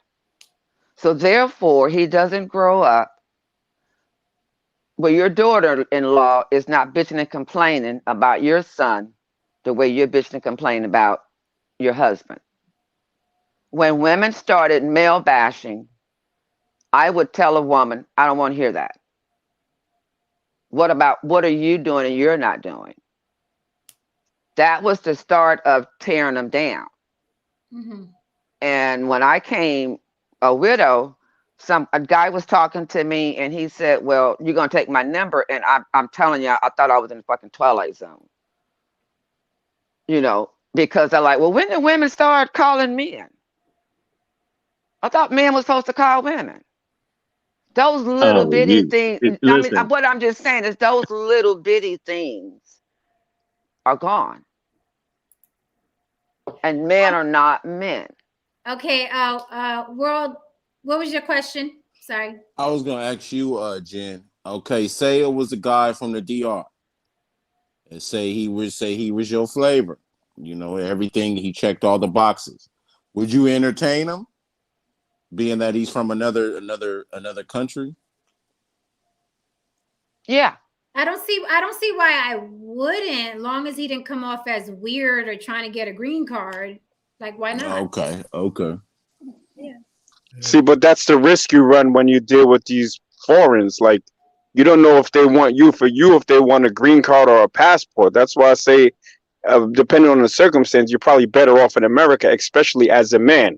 Like I said, these dudes are going over there taking advantage of women financially, and then when they never want to bring them back. Why? Because then the women will get a voice, they'll get money, and then the power dynamic starts to change, and that's what they're scared of, and that's why they're a problem. I agree with that. Yeah, that's why I would say, you know, if you do, go over there and have fun. And I mean, not just go over there and have fun and necessarily just have sex. Go over there and get enthralled into the culture. Learn some things. Go see some shit. Like, I think Big Truck said that too earlier. You know, when you go to places, don't just go there. You know, it's gonna come. You know, just go out there, have some fun, go see some shit. You know what I mean? The problem is that these dudes are not just having fun, right? They're going over there exploiting, and there's a monetary aspect to it. What they're doing is they're painting large portions of the population's women, the local women, as prostitutes, or at least that as a destination to go to monger. And when you have that in that bunch of well-meaning passport simps, you're gonna have also people that have more ominous intentions. So it's a mixed bag. And I say, look, if you have to go all the way out of the country just to get some buns, you really need to focus on your priorities.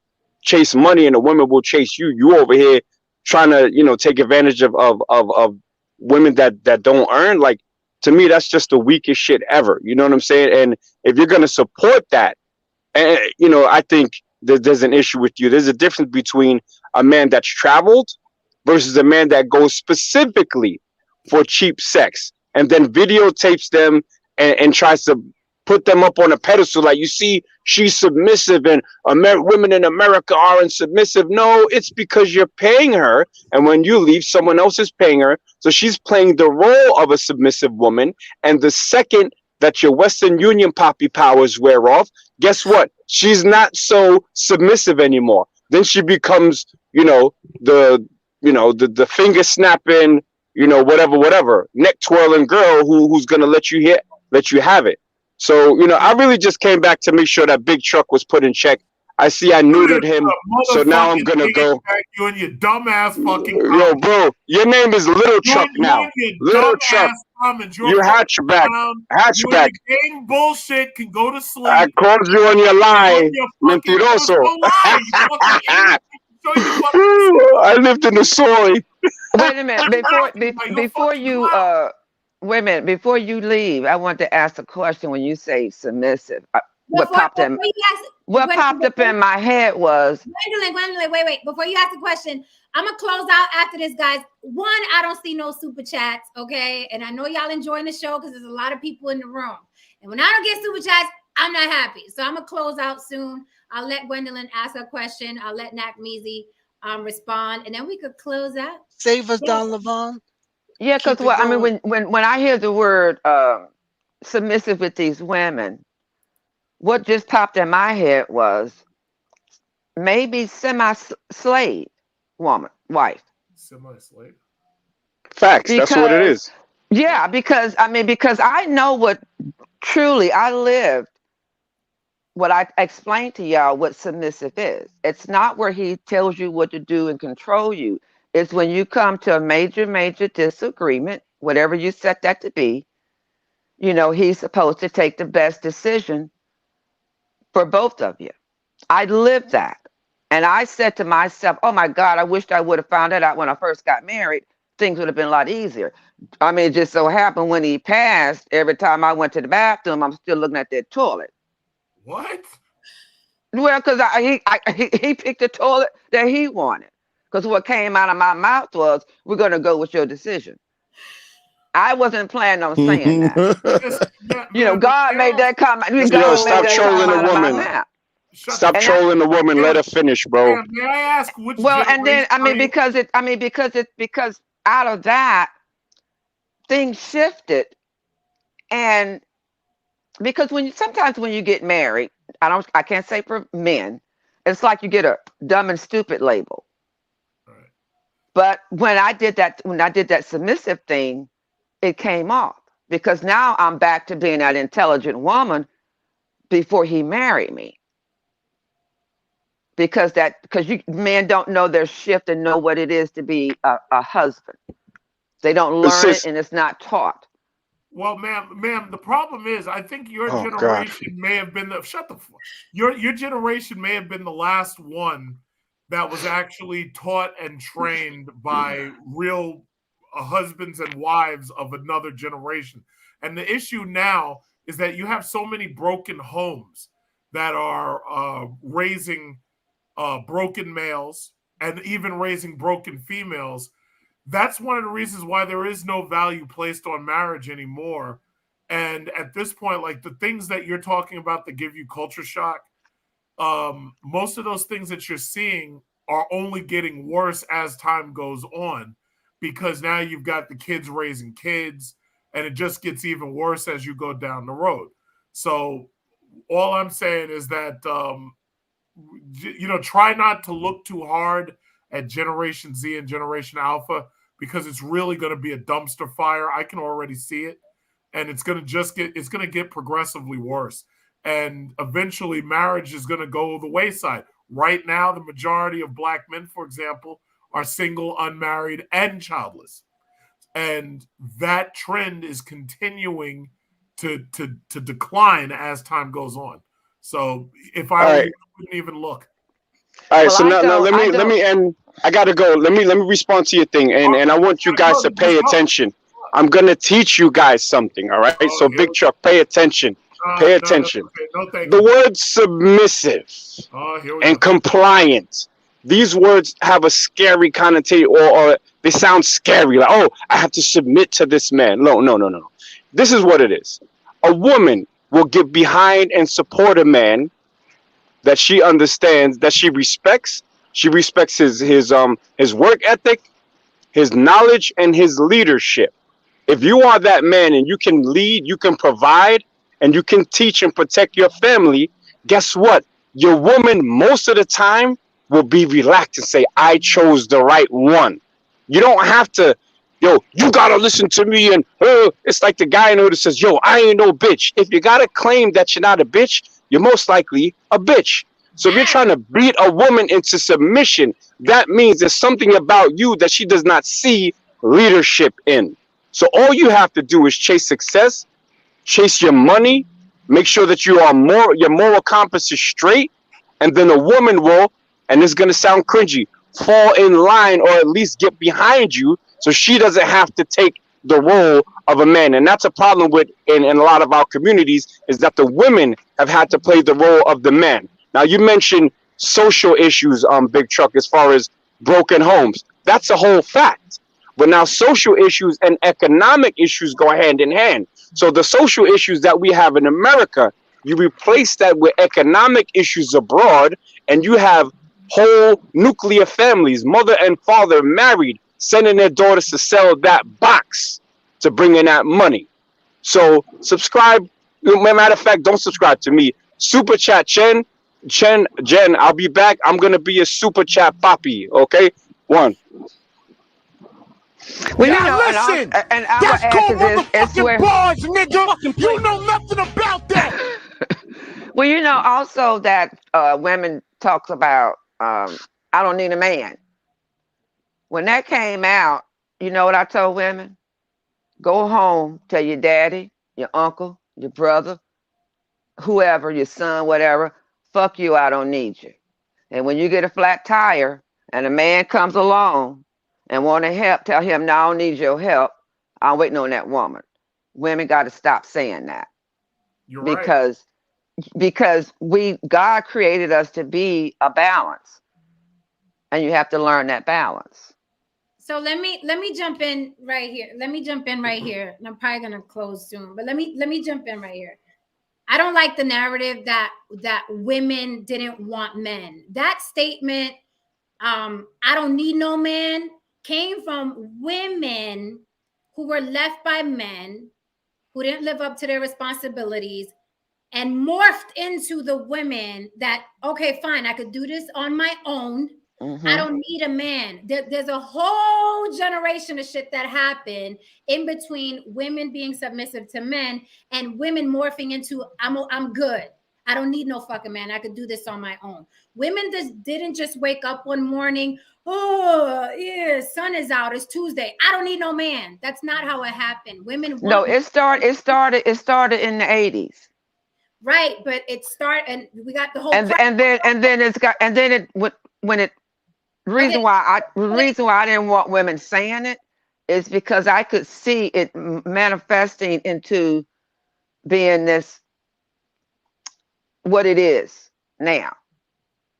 Right, but men are supposed to lead the community, and women, because men weren't leading, said, fuck it, I'll do it myself. But you're talking about mass incarceration, crack era, a lot of things happened in between before women started saying that. But I don't like when people say that about women, because it makes it sound like they're the problem, and it's a much bigger problem than women having to do it on their own. So that's all I meant about that. It's not a woman versus men thing. No, it's not. It's I see the women that you're talking about. The women I'm talking about is the women who have that alpha male energy behind it. And I may not be explaining it right, but I thank you for educating me from your point of view. Are you I saying received that. are But I'm you talking saying about people that. that are naturally combative, people who are just women who are just naturally combative just for the sake of it, problematic, just for the sake of it? Yeah, with and no I reasoning probably behind it. yeah. Okay.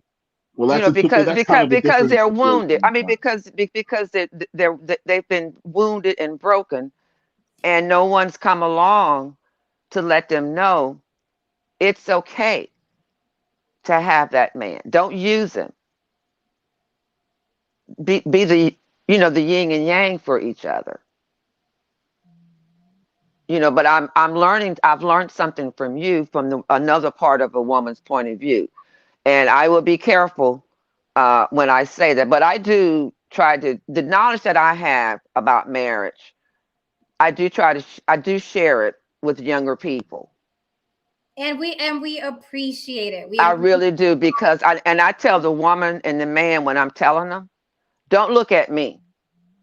If I'm saying something about a man, I want her to see his reaction that, yeah, she's telling the truth. And then I do the woman the same way, because that's the only, we didn't have kids and I wanted kids so bad.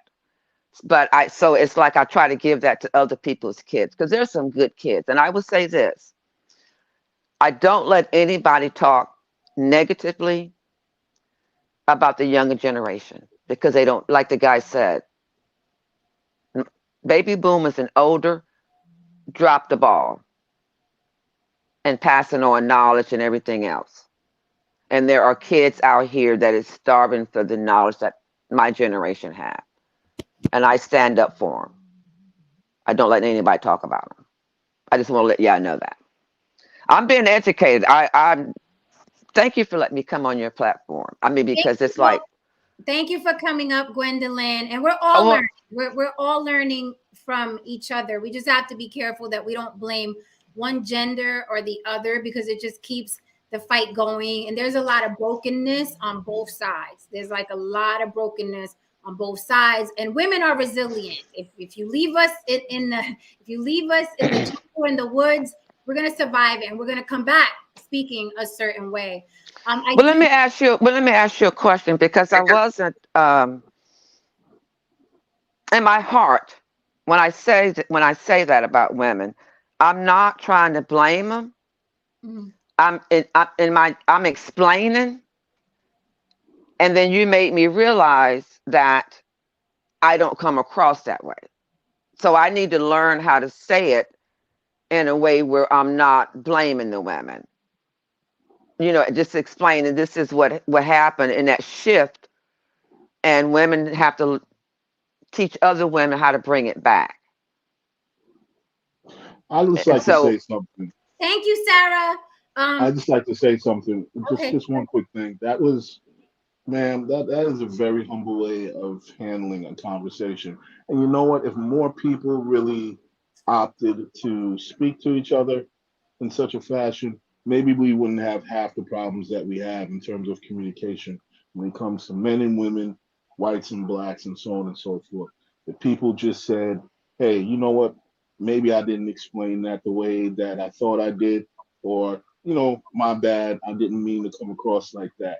But the problem is when it comes to communication, on both sides. Everyone's just sitting there, standing on their egos, and not really trying to get to a solution. And that's why we constantly keep going through circles, constantly talking about the same shit over and over again. I'm done speaking. Thank you. And we appreciate all opinions. Miss Chocolate Earth, what say you? And then I'm really gonna go. Oh, well, thank you so much. I wasn't sure. Hey, panel, how y'all doing? Hey. Much respect to everybody on the panel. Oh, wait a minute. You the one that gave Truck smoke the last time, right? Yes. Where were you earlier? Oh man! What you She saw this, of course, she had to join. She had to join before time, man. Listen, I'm trying to say what I have to say and go. I'm not trying to. She said she leaving. She dropped the link for me.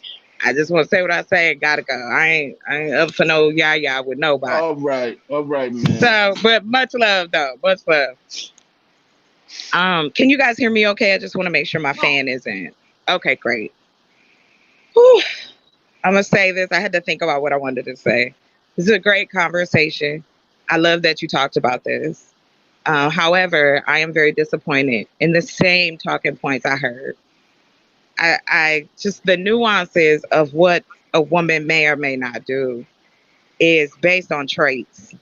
We seem to miss the context. Like, you have to have the traits to want to be a good person.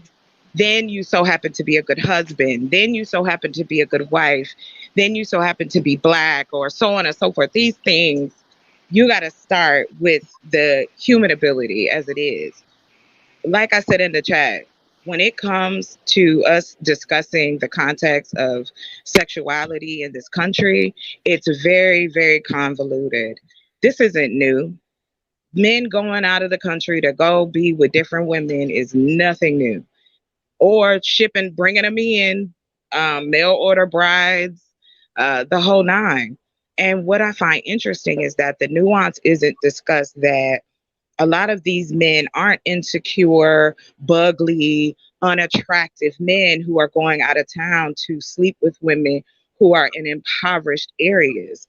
Now, I get that we want to put that, oh, well, it's not all, but, I don't hear that when we talk about Black women or brown women in this country, because it's quick to be, all of us are painted with a wide brush. These men go here, and if they are looking for a wife, they're looking for their money to pay for the fact that they have no personality, an inability to change or want to change. And when it comes down to this traditional 1950s, 1942, I'd like for everybody to go back and go pull up some historic photos, and you don't see no Blacks or no browns. So this historical, old traditional, there are traditional marriages in every generation. I know people right now who are married that are my age and older, and y'all completely forget about, to what Jen had said, which is, where's the context that we lost a lot of Black men because of Vietnam? That took away fathers, brothers, business owners, our future. There was a lot of Black women in the military during that time. There were a lot of women who have had to shift and go. And in the 80s, when crack was introduced to the community, that was a big taker of Black men, whether it was them doing it or selling it. Why were they doing it? Why were they selling it? That's what I would love to see. If Black men are going to get together and talk some shit about changing why. We keep talking about talking in circles, but we see what happens when we don't step in as a collective. We always want to stand up and go, oh, it ain't me. It ain't me. I'm not that type of guy. I'm not that type of woman. That we ain't just talking about you. We have a whole collective of people that we're discussing, just like when these men go to different countries and sleep with different women, whatever their reasons, fine. But obviously the government is having a problem with it. It's enough of them causing an issue that they're speaking on it. So I guess I would say, and I wanted to share this with the men on the panel, whether you know someone who does this or doesn't do it, sex is something that wouldn't even be prevalent as far as a commodity or a purchase if men didn't still see women as products and resources. So it's like when they jump up and go down here and because they don't want to deal with the dark traumas of their life so they can be a good husband and this traditional man for the traditional women that are out here. And some of them are overweight. Some of them are less unattractive. They don't have this and that, so on and so forth. But y'all not checking for them. And if I say y'all, I ain't talking to you on the panel. If it ain't your life, just let it go. What I'm saying is in general, because all kinds of people listen to these different panels. Children listen to these panels. And when I talk about children, I'm talking about anybody that's 17 to 15 years old. They think they're grown. So they hear the things that we say on here. And I guess it just should be taken into true consideration that it is dangerous for any woman to be put in this position. It is dangerous for any young man who also are a part of this. We don't talk about that there's men who go not just for the women. They're going for younger women who are of age, 12, 13, 14, 15 years old. And if you don't believe me, check with their demographic, check with their government. They will talk to you about the single mother rate that has gone up in South America due to men coming from our North America going, busting up in the club and then dipping. So if we're going to have this conversation, if we really want to get out of the circle, let's discuss why. Why is sex such a high priority when it comes to men in this country? And I'm not saying women don't do it. I ain't saying women don't pay for it. This is not what it's about. The majority of all of this is a man's business. Some man is making money off those women, whether y'all think so or not. And I heard somebody in the chat go, I don't feel bad for these women. No, of course not, because it doesn't touch you. But if that was your niece or your daughter or your cousin, then it matters. It should matter no matter what. No young woman should be subject to a man's desires who's too damn old and he can't grow up and go find him a grown woman. So there's a lot of dynamics to it. And it's very tiring. These women, it's not their fault. It is not their fault. And for anyone to put that in a position that, oh, well, these women asking for it and like the gentleman said before he jumped off, they're pretending. They are feeding their families. There's just like a woman here in the U.S. What you think these women down here walking on Skid Row for? Because they ain't got nothing to do.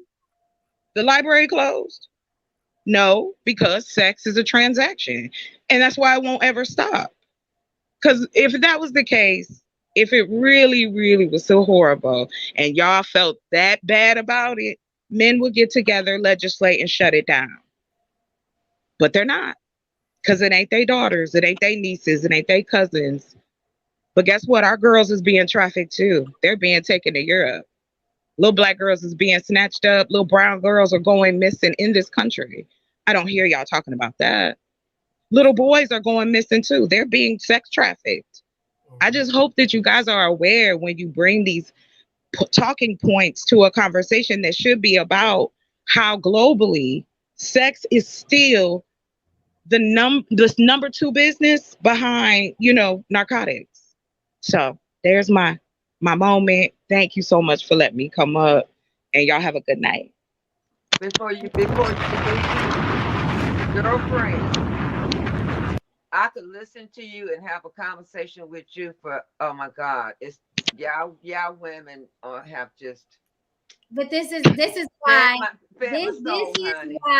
this is why I need my ladies up here, because what you just witnessed, this is why the women have to come. Thank you. I appreciate that. Thank you very much.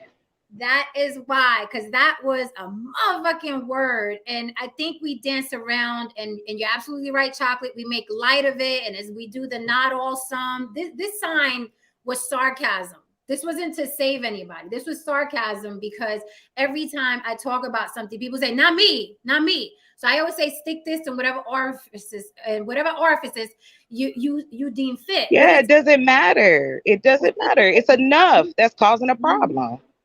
And you know what? That's the person I am, because right after my husband passed, I got a letter stating I want to get his pension. That was going to pay my house note. I folded it up, put it away, and the first thing I said was, Okay, what can I sell? What can I pawn? Emotions to the side. I look for solutions. So I'm in agreement with you. When we have conversations like this, it has to be, how can we make a change? How can we make a difference? And how can we grow to be better people? And how can we help the younger people? What are we doing to help them that don't know no better? Well, you know what? They think a lot of I us. just love it, girl. I just love it. Oh, well, thank you. But they think a lot of us are full of shit. I'm going to just be all the way real. No, you know, young people. Well, no, what I'm saying is a lot of them will call you out on the fact that, let's be honest about really what's happening in our community. And when we talk about our Black and brown communities, especially in urban areas, we know that these cases aren't looked into. We know that we have young boys being snatched just as the rate of young girls. That is never talked about. I don't hear that on anywhere, any of the manosphere conversations. Okay, so you don't care about women. Okay, you go your own way. But I never hear y'all talk about the young Black and brown boys who are being trafficked as well. Not one time. Not one. And if I'm wrong, please. There's a reason for that. There's a reason. I know why, because you can't make no money that way. Well, there's another dynamic. What reason would it be that you would not talk about the youth when y'all always talking about the youth? What reason is it? Well, the reasoning is that if they actually sit down and actually talk about that truism, then we have to have a bigger discussion about homosexuality. Okay, so let's do it. What's the problem? Okay, let's go. They're not going to do that. Let's go. Who is that? Well, then why can't we do it? The manosphere. I have a platform. I have a platform on here. Jen got a platform on here. Men, y'all could do, but why can't men do it though? Tell me that one. I said what it would lead to. Sir, I understand that, but that is not good enough. It is not good enough anymore. Well, I don't control those men, and I'm telling you. But okay, see exactly what you're saying. You don't control those men, but I bet you have a manager at your job if you're not the manager yourself, correct? You have people who are in charge of your life. Hold on, sir. You have people who make decisions every day on your life. Okay. Nothing in this country is not ran by someone else. Y'all not living in a bubble. And I guess that's what I wish Black folks would step out of it. No, it is sad because they talk about child support. Y'all talk about this and that, single mothers, the whole nine. Then make a school for these children. If they're being raised wrong and y'all feel like Black women and brown women who are single mothers ain't right, then go ahead and open a school. Your counterparts do that. They have them in other cultures. They teach their boys. There's all boys schools all over the country that don't belong to us, though. And sir, wait a minute. And sir, wait, hold on. You mean those same schools that are molesting those boys that they keep catching? I mean, no, sir, that's not what I'm talking about. Well, good that y'all was gonna say so. If you are aware of it, then do something about it. You think they were just white or Black or brown? No, it was all of them. Here's a question. I have a very simple question. Yes, I'm asking Black men to stand the fuck up. I'm asking y'all to get a backbone. Get a backbone right now. No, I'm hostile because I care about my community. I'm hostile because we have been having the same conversation. No one's Haran, you see what I had to deal with? You see? I'm not your enemy, okay? I'm not saying that you are, sir. No, sir. You're sitting here talking about someone getting a backbone. Slow down, man. But sir, you're taking it as if I am angry with you. I'm not angry with you. You're not my enemy. But you will talk to Big Truck if he talking sideways. You ain't saying that to him. You didn't say that to the men on the panel. Come on, yo. You can't be passionate about what you say. Oh, I gotta be hostile. It's okay, Jen. Exactly. Let me jump in here. Hey, Truck, let me jump in here so I don't have to freaking talk loud because it's late.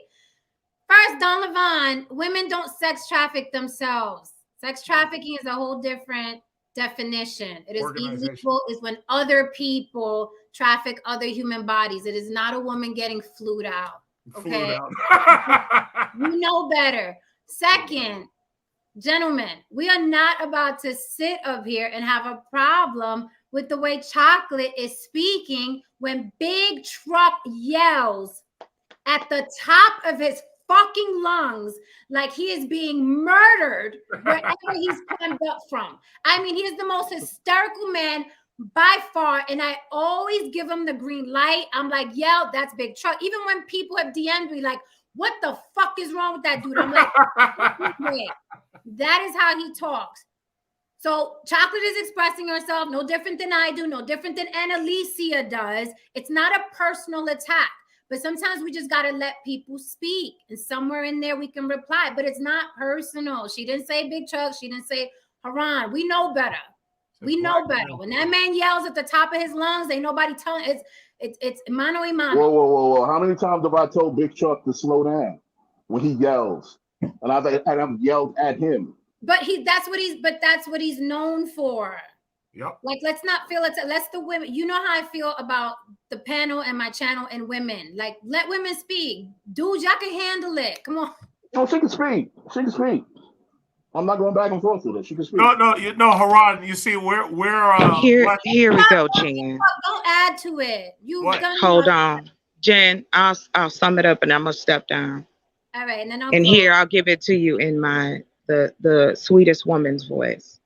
I am very disappointed in the men that are supposed to be or yell that they need to be leaders.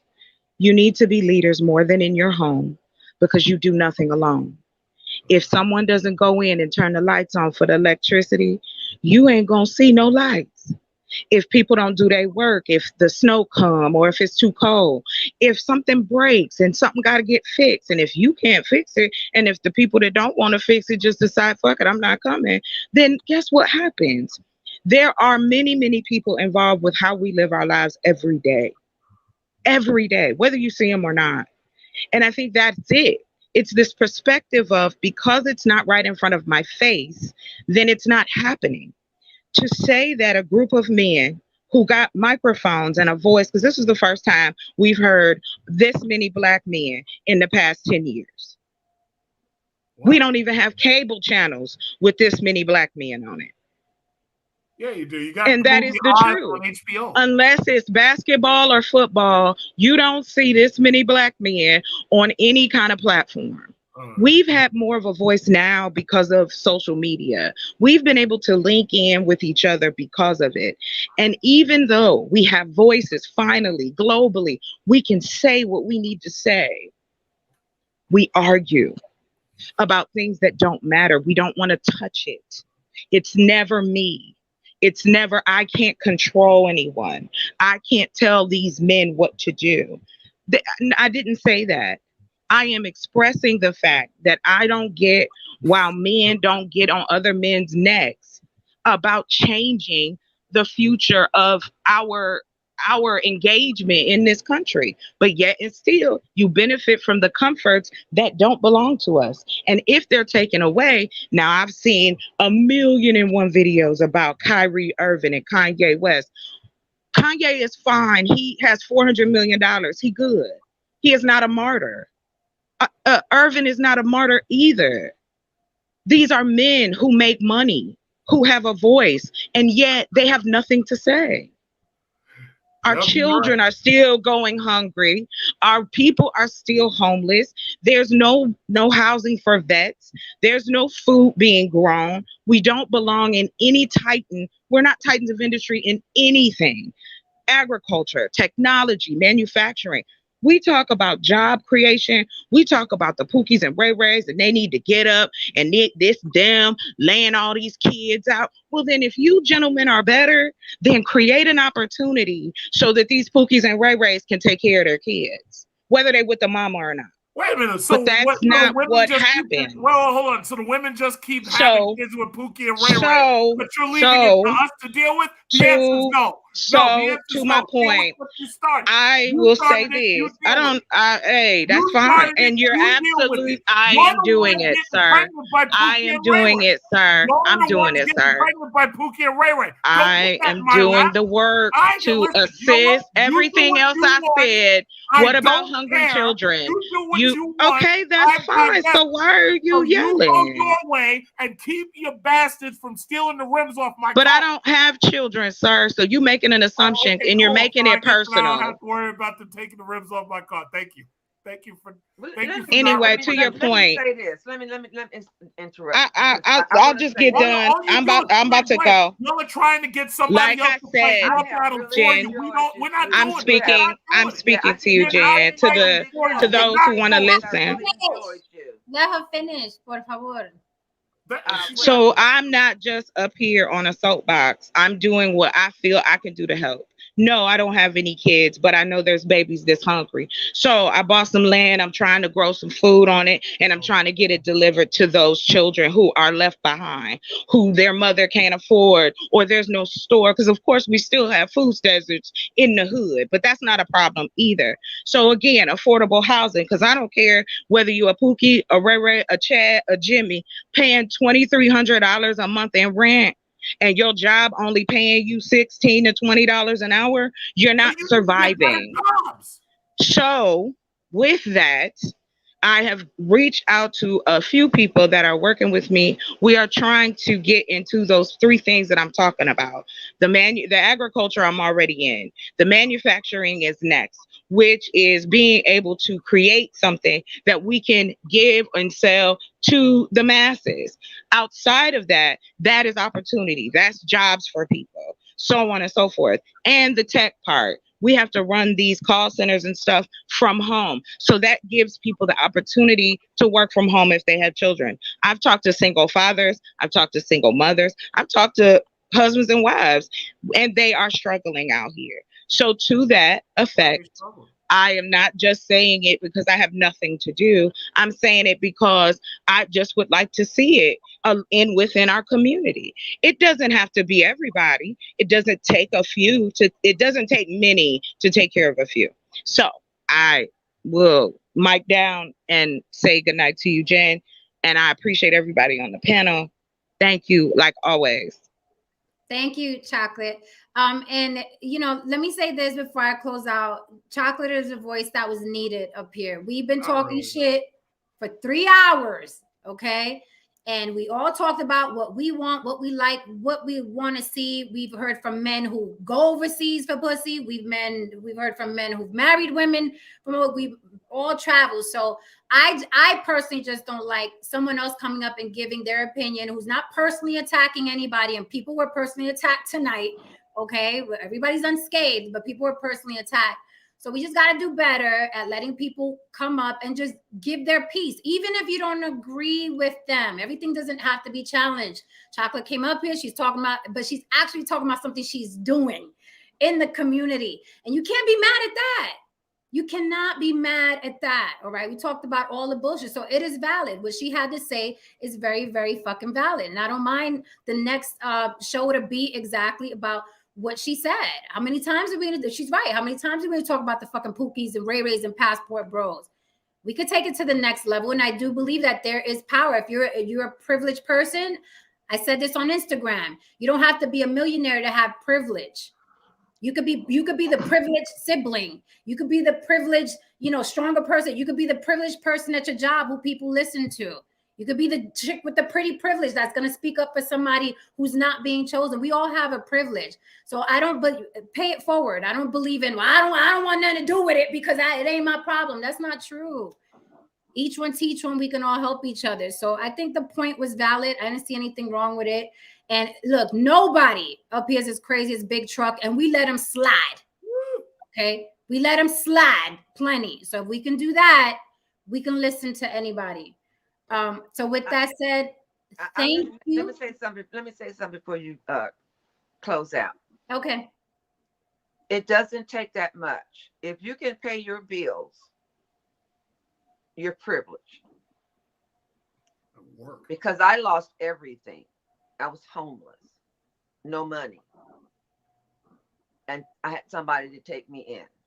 I got my own place, a new own place now, and I pay my bills. It's not, I mean, I don't have a lot, but I'm privileged. You're privileged to be able to wake up every day. If you in a neighborhood and you see a single mom and you see her kids, you know, mentor them. They need to be mentored. And you ain't got to give her no money, but you know, she'll here struggling for groceries, you know, do Instacart and have it dropped off. There's things that we can do that our ancestors have done to help each other. It's like we're the only culture that don't get together and work with each other. Plant seeds. When you run across a young person, give them the knowledge, plant the seed, and keep on going. What they do with the information is on them. That's what I do. That's all I want to say. You have no idea. This has been so much. I feel so much love and so much togetherness with our color. So thank you. Thank you for coming up, Gwendolyn. And Miss Lady, what is your did you put your channel in the chat? So I can give it to you. I don't have problem. It's my actual, the name of my channel at Gmail. So you can reach me anytime. At Gmail? Yeah, so it's Chocolate Earth Foundation at Gmail. Okay. And you can definitely email me and I'll get right back to you. Okay. I enjoyed you. Because I miss having intelligent conversation, and you can't. Well, thank you very much. Well, yeah, email me. You're more than welcome to, you know, make it rock. And like I said, I like Jen. She about that realness. It's hard to find different women that's gonna stand up and say what they believe. And you're right. Whether you agree or disagree, let's just hash it out because we might find a solution in it. Well, and then I also need new generation and you know, and maybe like I said earlier about women, you know, you taught me, and when you come up with a way that I can say it right, then I want to be able to say it right because I don't want to offend anybody.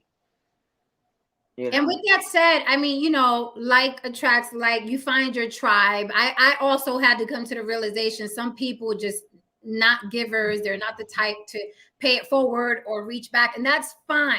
That's fine. Those are not your people. But, you know, I agree with Gwendolyn. It doesn't take much. I mean, buy a homeless woman a sandwich. You know what I mean? It doesn't take much. You don't have to change the world. You could change one person. You can help one person. You can put a smile on one person's face. But some people are just like, hey, look, not me, not I. And that's fine too. So we got to let everybody be who they are. Well, it's just like when I moved in here, my neighbor across the street, the car sat out there forever. And then all of a sudden I seen this young man, you know, and I asked him, what's wrong with the car? And he says, well, I got a flat tire. I said, well, I got to fix it flat because I couldn't, you know, I'm not going to buy you a tire because I ain't had the money at the time to give him the money for a tire. And he got to driving and quit driving his mother's car. But then one day he was out here cussing the cops out, 2 white cops. And I'm like, oh my God, don't be going off on them, you know, and because I live in a township. So they were a little bit cool. They didn't bother him. But then when they left, you know, I told him, I said, listen, you got to control your emotions because when you go outside this area, you're going to be dealing with cops that may shoot you. Right. So that, I mean, even that, you know what I mean, was planting a seed for him. So with that said, I am really out of here, guys. I appreciate you so much. This was a really good stream. I feel like the streams are getting better, even when they get crazy. Thank you so much for holding me down in the chat and all the super chats. I'll be back tomorrow. I know y'all gonna be eating that dry ass turkey, but you can come through tomorrow. You know what I mean? When the itis kicks in, I'll be here. I really appreciated this stream. I think all the voices are important, right? And if you guys don't have anything else to say, any last words, I will bid you adieu and go on with my night. Happy Thanksgiving. Did you cook? No, I don't. You know, I don't do the holidays. I don't do holidays. What? No. None. Yeah, but Thanksgiving's not religious. Yeah, but I don't do the holidays. I don't do any holidays. I don't do Valentine's Day, Thanksgiving. I don't do none of that shit. No. That sounds terrible. Actually, really great for me. I don't know about anybody else, but Well, I'm not into it. I just like to say I really liked what Chocolate Earth. I really agree with a lot of what she had to say.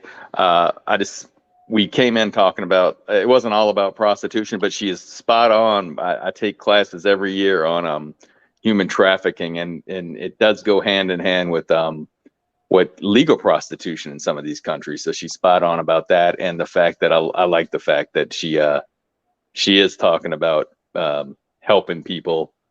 You know, sounds like she's a really nice person. Anyway, yeah, I'll see you tomorrow, and thanks to everybody on the panel. It was a great show. Definitely. All right, guys. Good night. Tristan, if you're still there, take us out of here, por favore. Okay, I'll be nice this time because of what Chocolate said. All right. Let's Okay. end nicely. Let's end nicely. Why not? All right. Put me on the big screen. Here you go. Be the reason someone believes in the goodness of people. That is it. Yay. I tried to screenshot that, but I couldn't. Here you go, Miss Gwendolyn. Let me screenshot that. I love it. Let me take the banner off for you then. Let's accommodate Miss Gwendolyn. There you go. Yeah, because I'm going to pass that along to everybody and my sisters. I'm gonna have, because that'll be a whole nother conversation about me learning about jealousy and all that other stuff. That's just like, but I love that. Thank you. You got it, Miss Gwendolyn. All right. I love you all. Class is dismissed. And like Jen said, choke on that turkey, please. All right, guys, and I'm out of here. Thank you so much for joining me. If you are still here, please hit that like and subscribe, and the notification bell. Brother Ish fell asleep on us. This was really good. These are the conversations that we have to have because you never know, it'll spark something in somebody else. And it's true because we talk a lot. We're some talkers. We talk a lot. But there is more that we could actually be doing. And I think we have to be careful. Social media spoils us.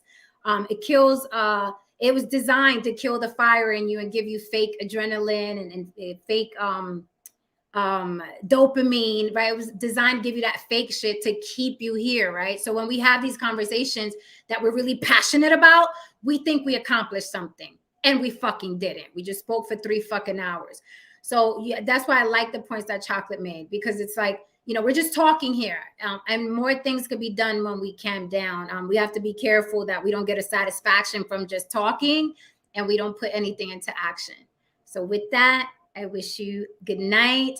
And I'll see you guys tomorrow. I may come up and test the waters and see who's lurking around. I know it's Thanksgiving and I don't celebrate it, so I'll be here and hopefully you guys peek in. Good night.